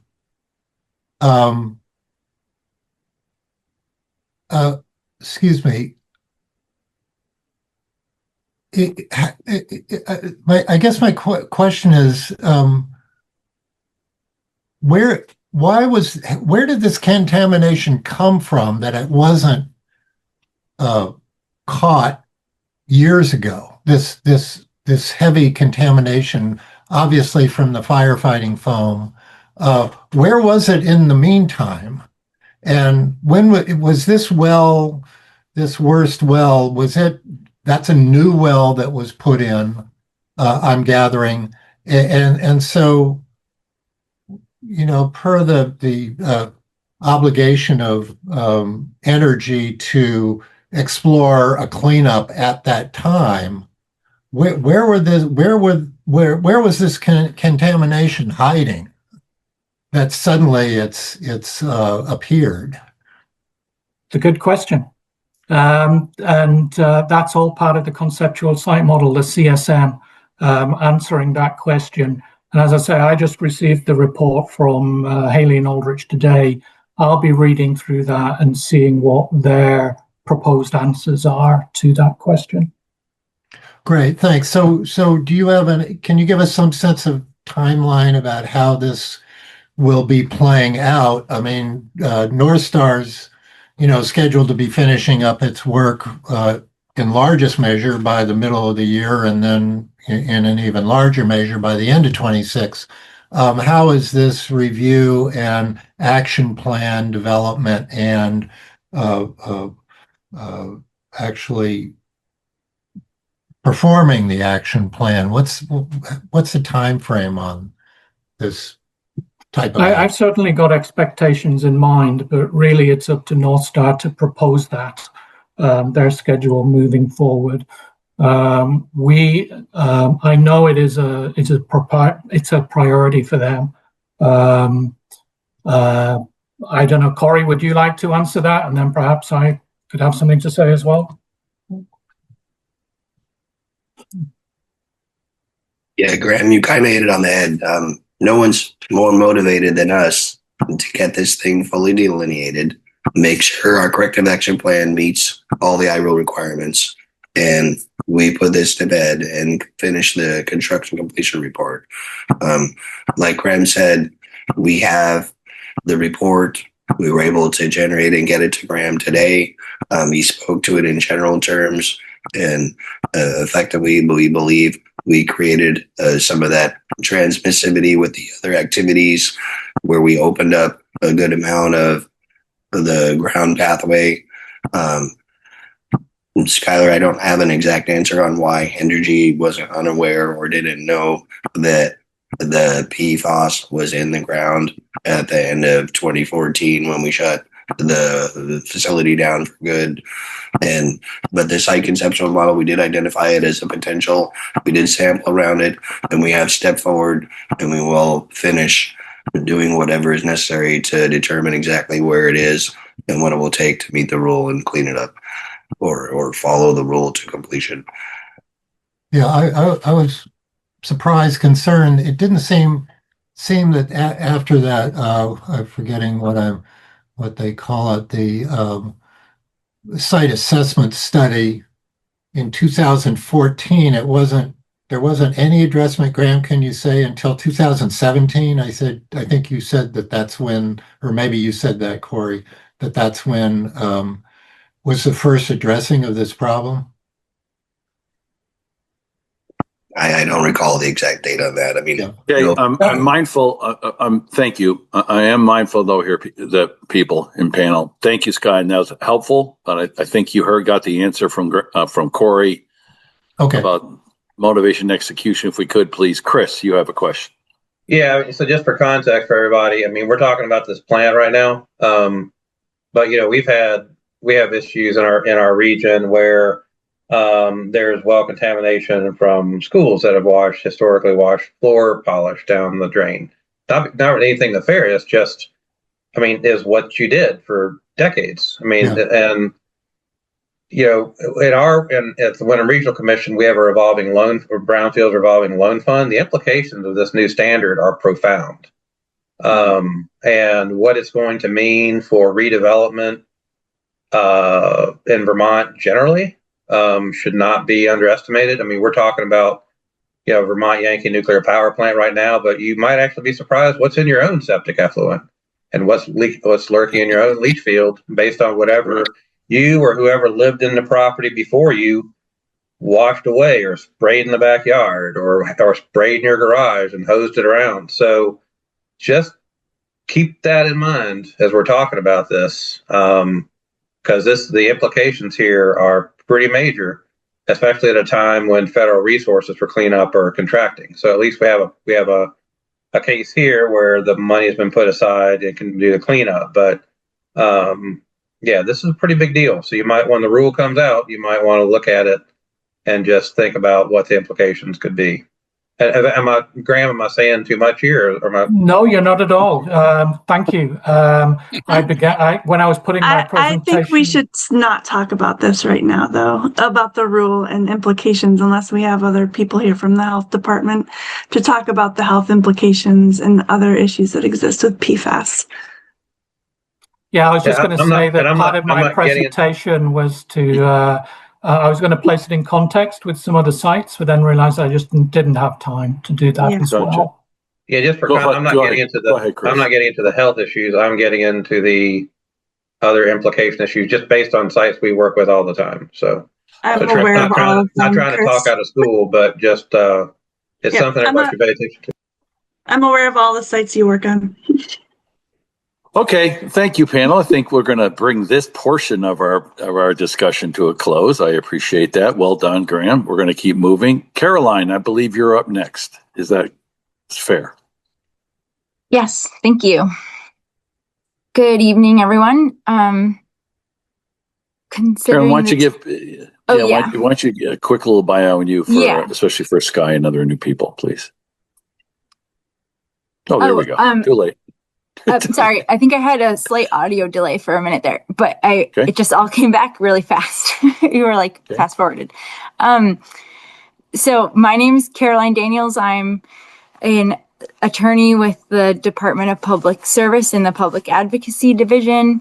And in this presentation, I'll be providing an update on NorthStar's annual reporting and the status of, their reporting since our last meeting, and the status of funding to complete decommissioning. And I'll try to keep it moving considering the time. Also with us on the call is Nick Kapik, who is representing the 4 Points Group, which is the department's financial and technical consultant. So just to start out, as a review, the panel was established by Act 179 of the 2014 Vermont legislative session. And in the enabling statute, the panel's duties are specifically tied to the decommissioning of Vermont Yankee. The panel's role is an advisory one. It operates as a conduit for public information and education. It encourages community involvement and advises on issues regarding the decommissioning of Vermont Yankee. And these meetings provide a forum for receiving presentations on the project progress and receiving public comments. And next slide, please, Tony. Thank you. And the department's role, as far as the department's role in this process, we conduct an ongoing review of NorthStar's financial performance and technical progress with the assistance from 4 Points Group. And this is all pursuant to the 2018 Memorandum of Understanding between NorthStar, ANR, the department, and other parties. And the department's consultants monitor the financial performance of the project and the financial health of NorthStar, and also confirm that NorthStar's activities are reasonable and consistent with the withdrawals from the Site Restoration Trust and the Nuclear Decommissioning Trust. Next slide, please. Thanks.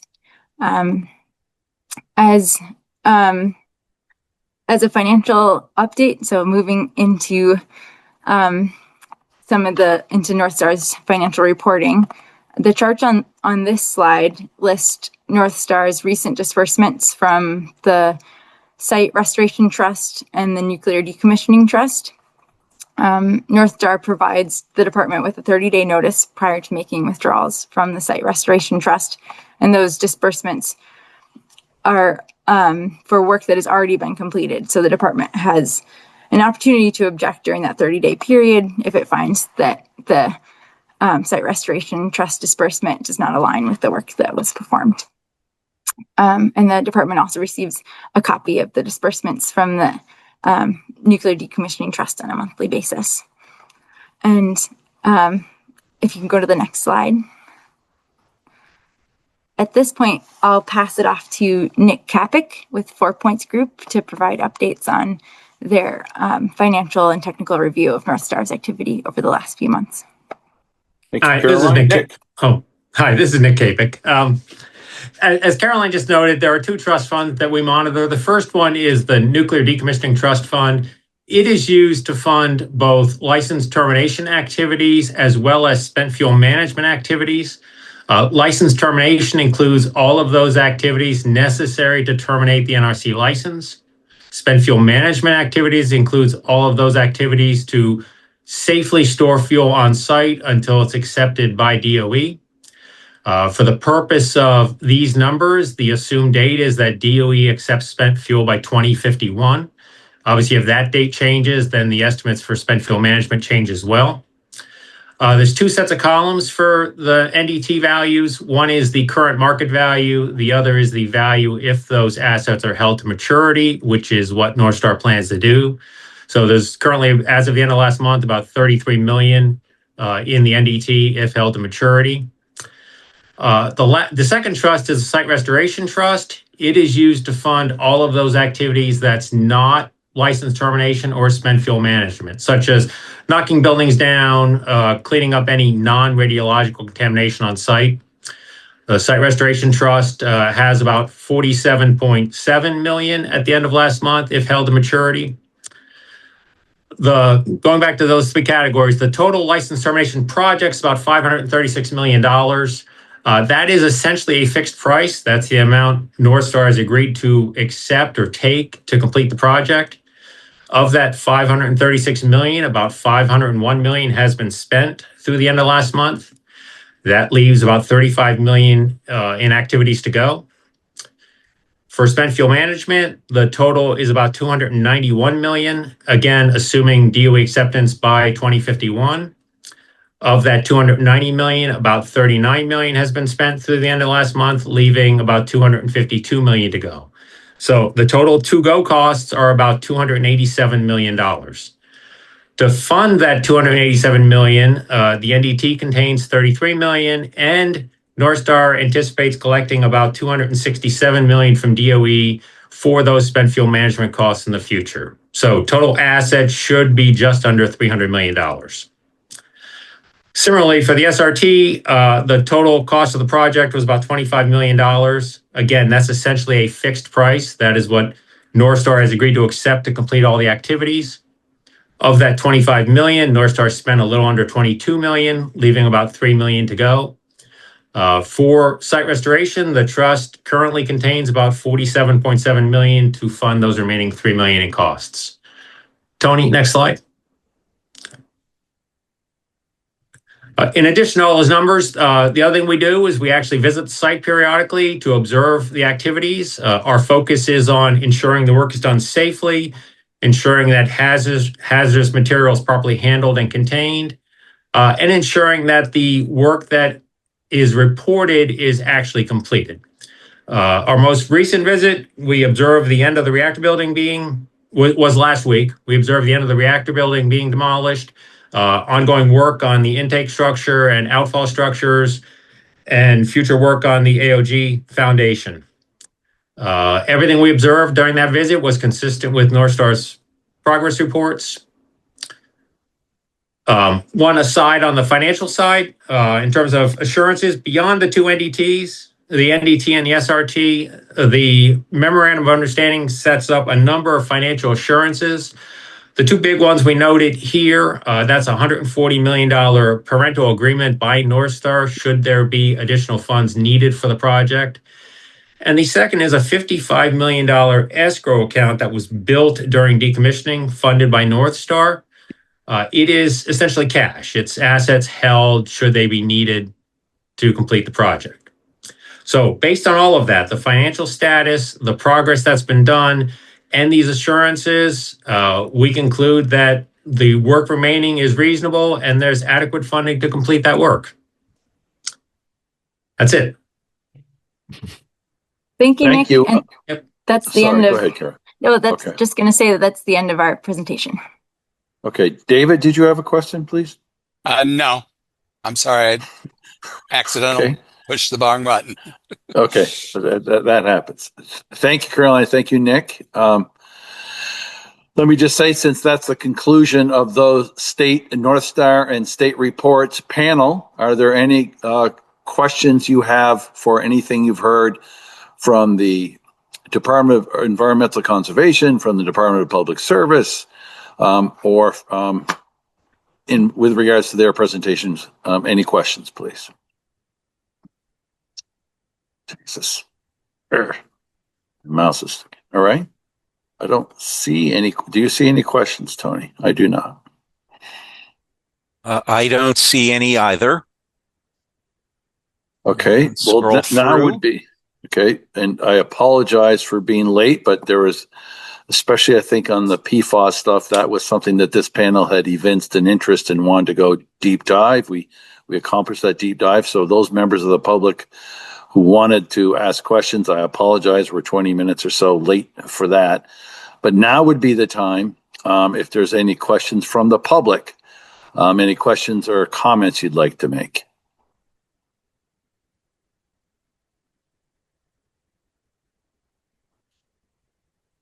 Okay. I don't see any that are there.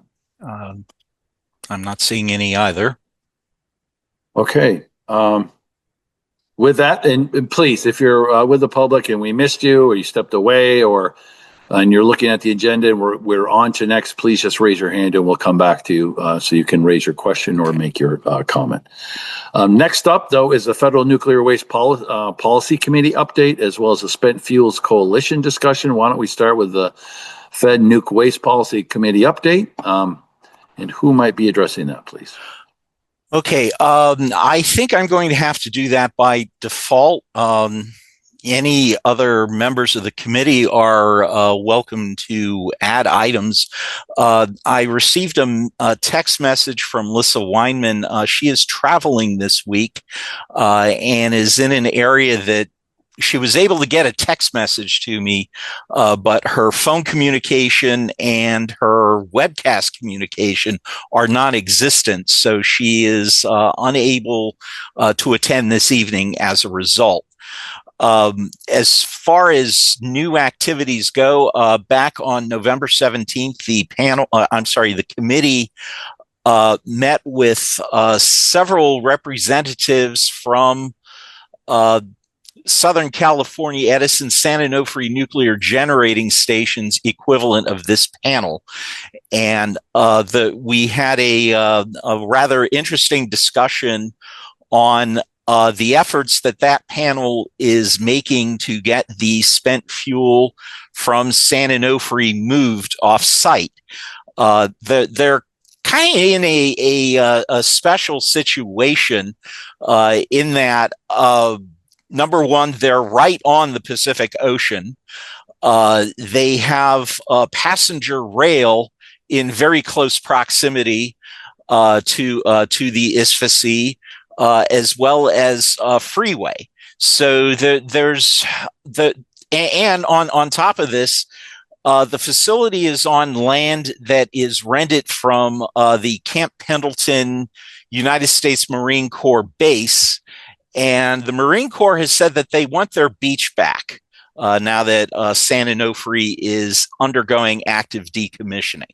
So there is some pressure there.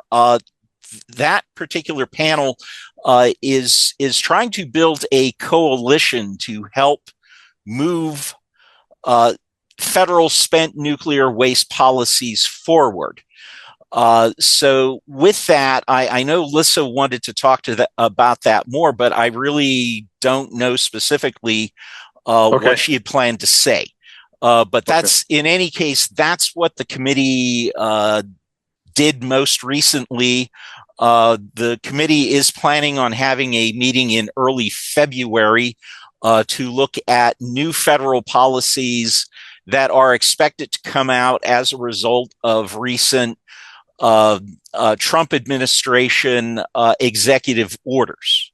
So that's basically where the committee is right now. If anyone else from the committee cares to add to that, go ahead.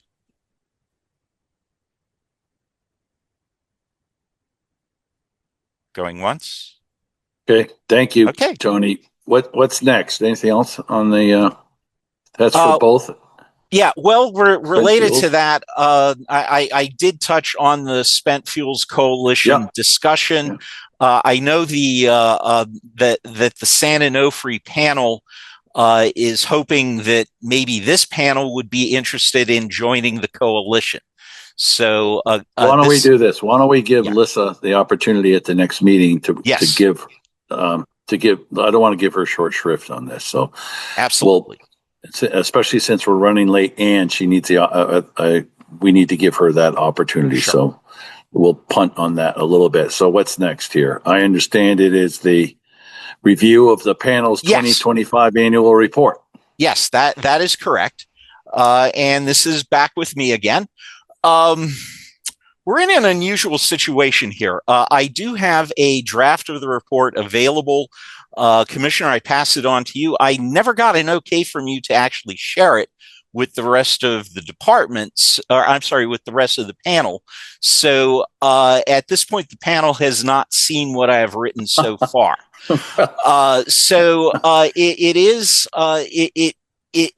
can be posted to the website. I can circulate it to the rest of the panel. Assuming Commissioner, I have your permission to do that. And mostly what it discusses is, well, what have we done for the past year? It's in that regard, what has been done so far is pretty straightforward. Obviously, at this point, we do not have summaries for this evening's meeting. I know Lissa had hoped to provide. Yes. Let's do this. So first of all, panel, my apologies. My apologies. Maybe I think this is an impeachable offense and you should kick me off and I'm no longer chair. That's what so I see hands raised. Good. Oh, Chris, look at see resignation not accepted. So right. You're not off the hook that easy, buddy. Well, regardless, let's do this. And I do mean it. My apologies. I'm sorry, panel. But this was a pretty juicy meeting, though, as well. And I think Sky had some good questions. I think the PFAS stuff, that is something that I want to make sure the record shows that we went deep on that and some of the information that was there. That's a big deal, especially making sure Corey's commitment. I mean, there's some good stuff there. Oh my. So with your forbearance, panel, what we'll do is Tony and I will get together and I'll follow up. Tony will summarize this edition, and then we'll get it out to the panel. And then what we may want to do is wait till after. Now we'll probably need to we might hold it out until after the Lissa comes back and has a conversation with the committee there. We'll see about that, but I guess that wouldn't be in. Sorry, we're doing this in real. No, what we'll do is we'll add this meeting. Then we'll have the completed draft. Then I'll distribute that to you. So then you'll have ample time to review before our next meeting. So I'm sorry to be late, but you will get it. And if we can get your approval, then we'll post it to the website. Is that all right? Let me put it this way. If unless you have a violent objection, raise your hand if you do, and we'll try and do something else. Okay. I would probably ignore you even if you did raise. I'm not done this one. I'm not seeing any hands raised at this point. Just kidding. All right. So then we have what's next? Elections. Yes, the next item, and we're actually back on schedule now with all of that. But yes, the next item on the agenda is election of panel officers for 2026. We have two different options here. Traditionally, we have had a panel chair and a panel vice chair.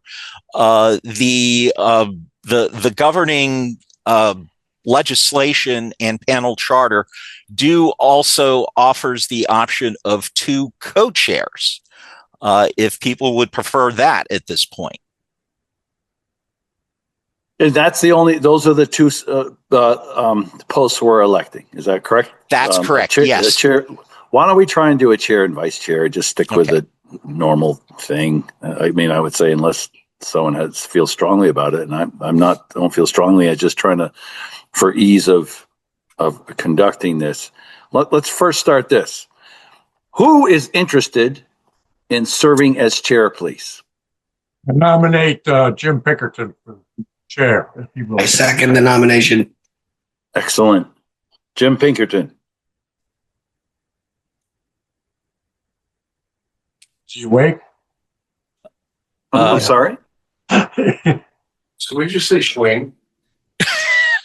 What? I didn't hear it. I missed that. I missed it. I think they're looking for you to accept the nomination, Jim. I accept the nomination. Excellent. Excellent. I would, well, I got to play. Are there any other interested parties or any other nominations for chair? Hearing none. Well, why don't we do that? So why don't we say this? All right, we have this. We'll do it by a slate. I assume that's okay, Tony. So if we have, Yes, all right. So now we have. I would someone move to close the nominations for chair? How about if we do that? So moved. Thank you. Is there a second to that, please? Second. Okay. Any discussion of that? If not, all those in favor, please say aye. Aye. Aye. Any opposed? Sorry. Negate my vote, please. My apologies. Okay. Okay, Tony. Any abstentions, please? No. So no negative votes and no abstentions. Okay. Vice chair. It now comes the time to accept nominations for vice chair. Commissioner, I'd like to nominate you as vice chair. I think it's important to have the state and the community working hand in hand here. I'll second that. Dave, we were making so much progress. Thank you, Representative Sibilia. You're so welcome, Commissioner. I mean, it does make frickin' sense. I mean, it does. It does. And I'm grateful to Jim for saying yes to that. So, all right, I'll accept it. How's that? Are they? But I'm willing to be clear, though. To be clear, yes, I'll accept. But if there's anyone else interested, please, dear God, or if someone else has anyone else you want to nominate, please do. Please. I move nominations be closed. Second. Okay. Was there a second to that? I'll second that. Any further discussion? Commissioner, I just have one question for your nomination. I know Laura Sibilia made the nomination. I did not catch who seconded that. Would they please? I did. It was David Turncoat Eastman who did Okay, that. Dave Eastman. Okay. Okay. All right. So if all those in favor of closing nominations for vice chair, please vote aye. Aye. Aye. Thank you. Those opposed? Any abstentions? Okay, if not, we'll determine that closed. All right, you have a slate panel of Jim Pinkerton for chair and myself as co-chair. Would someone like to move that slate, please? So moved. Thank you. Thank you. Any further discussion? If not, all those in favor, please say aye. Aye. Aye. Aye. Aye. All those opposed? Put your hands up. Sorry. Anyway, any abstentions? I'm sorry to be a spoke in the wheel, but Commissioner, you said that you had accepted the nomination for co-chair or vice chair? Vice chair. Randy, sorry. Thank you. Let's say vice. Okay. I'm doing what I can. Grateful.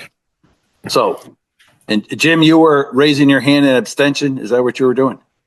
Correct. Correct. Okay. I will as well. That's a good, thank you.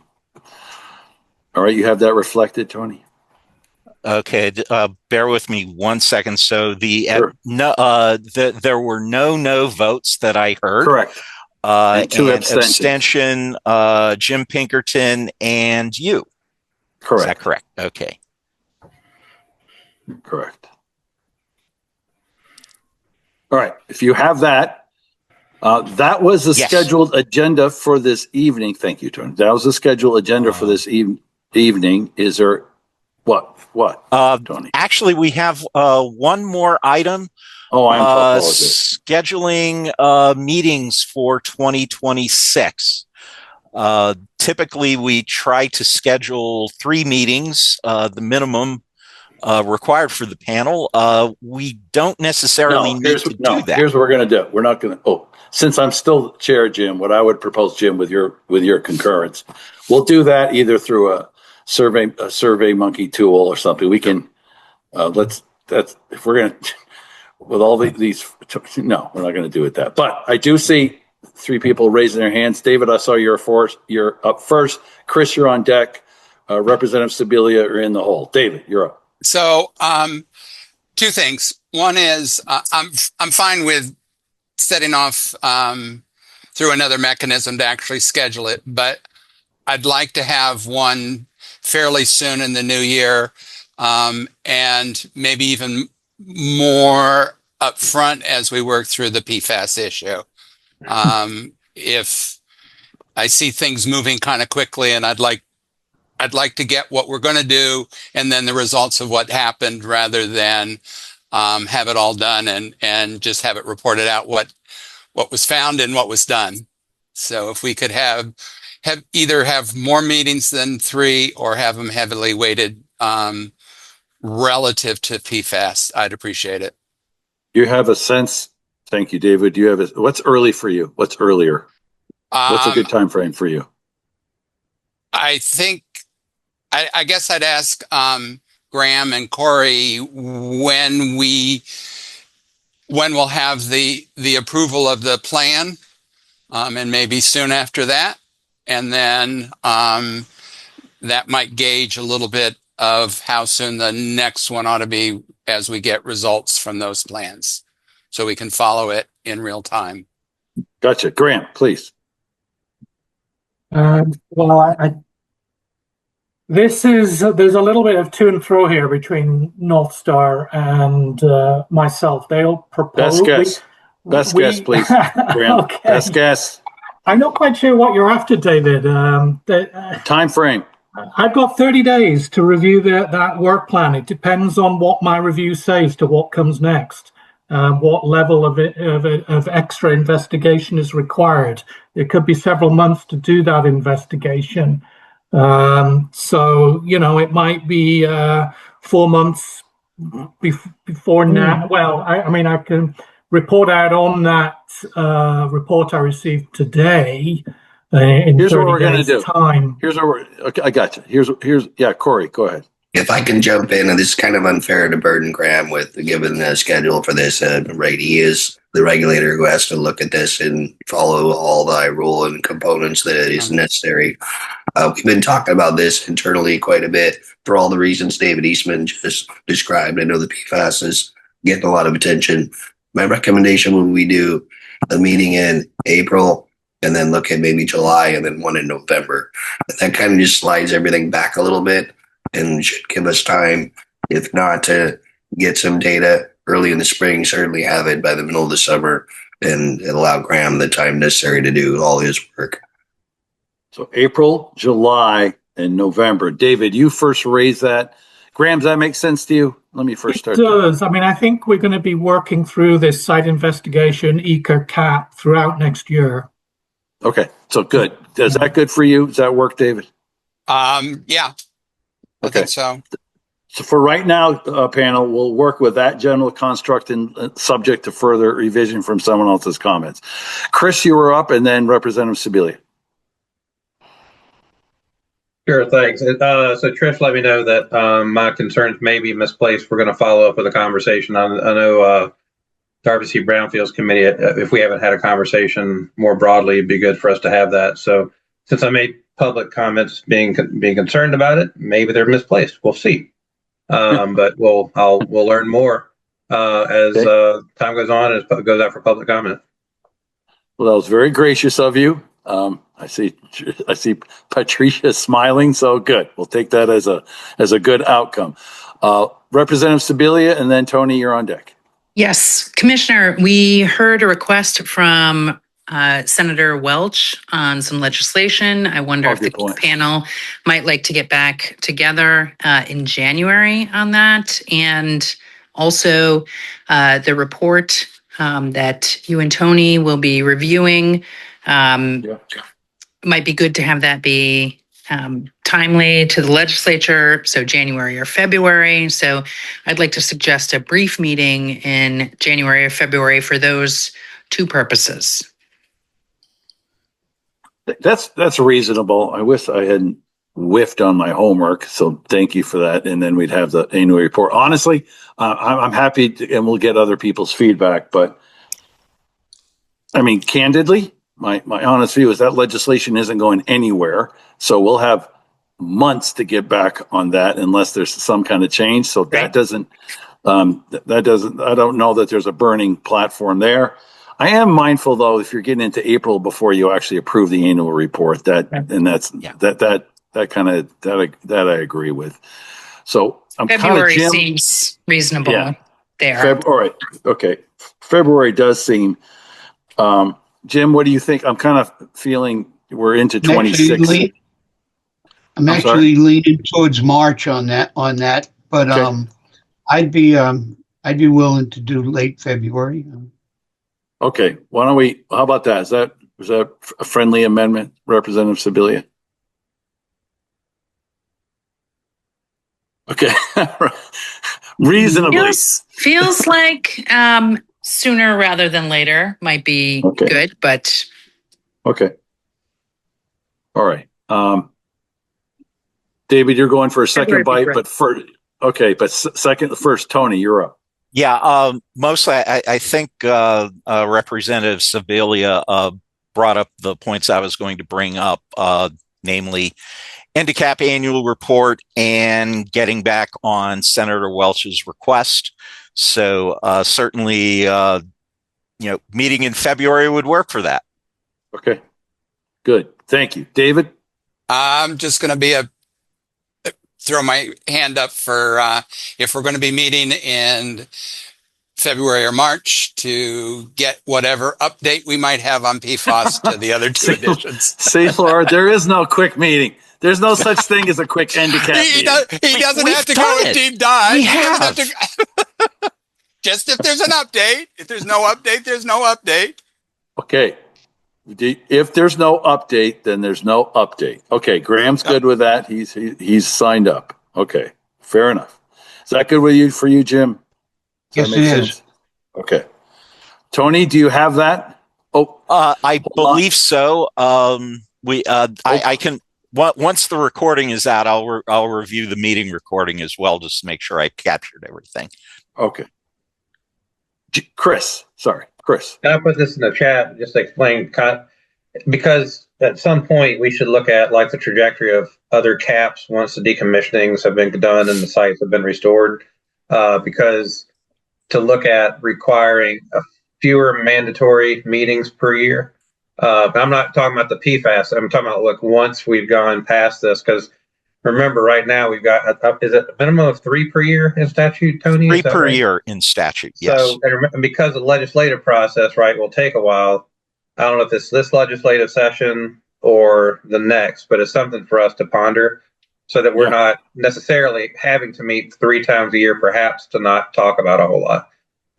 Other caps have gone into more of like a spent fuel mode or something, but it's just something for us to discuss. I'm not necessarily proposing anything, but at some point it'd be good for maybe Tony just gave me a recap of where the other ones stand. But it's just something for us to think about, because it's not like we can't make that decision on our own. That's going to require legislative action.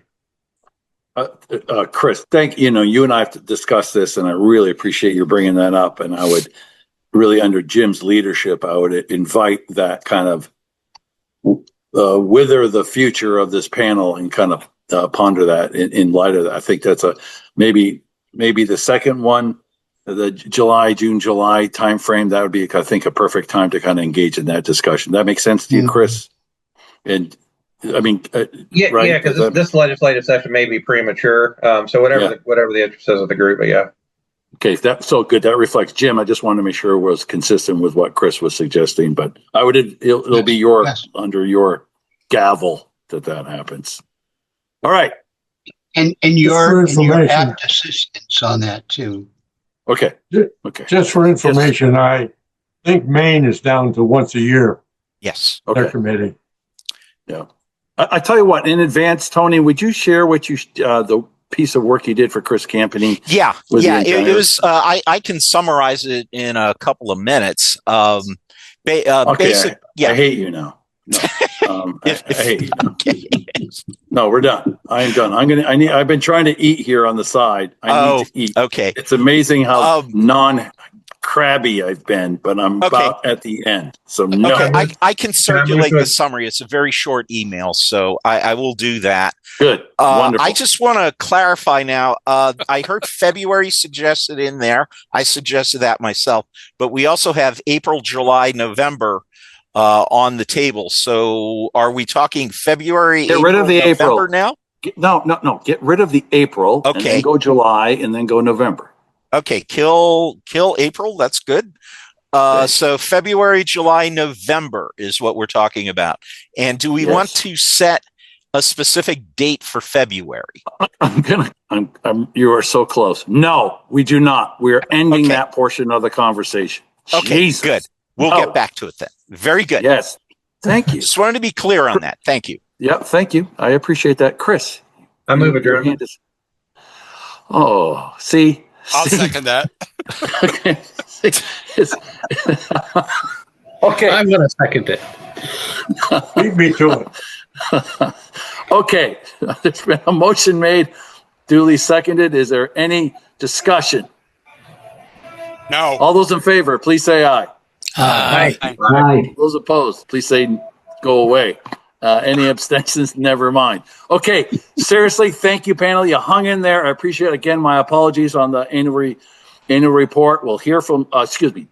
I'm going to stop. It's going to be Jim's, so I'm going to be quiet. Thank you very much. It's been an honor and a privilege. Obviously, I'll still be participating, and I'm grateful to you all. And for those who celebrate, Merry Christmas. Have a good holiday, man. Have a good holiday. Happy holidays.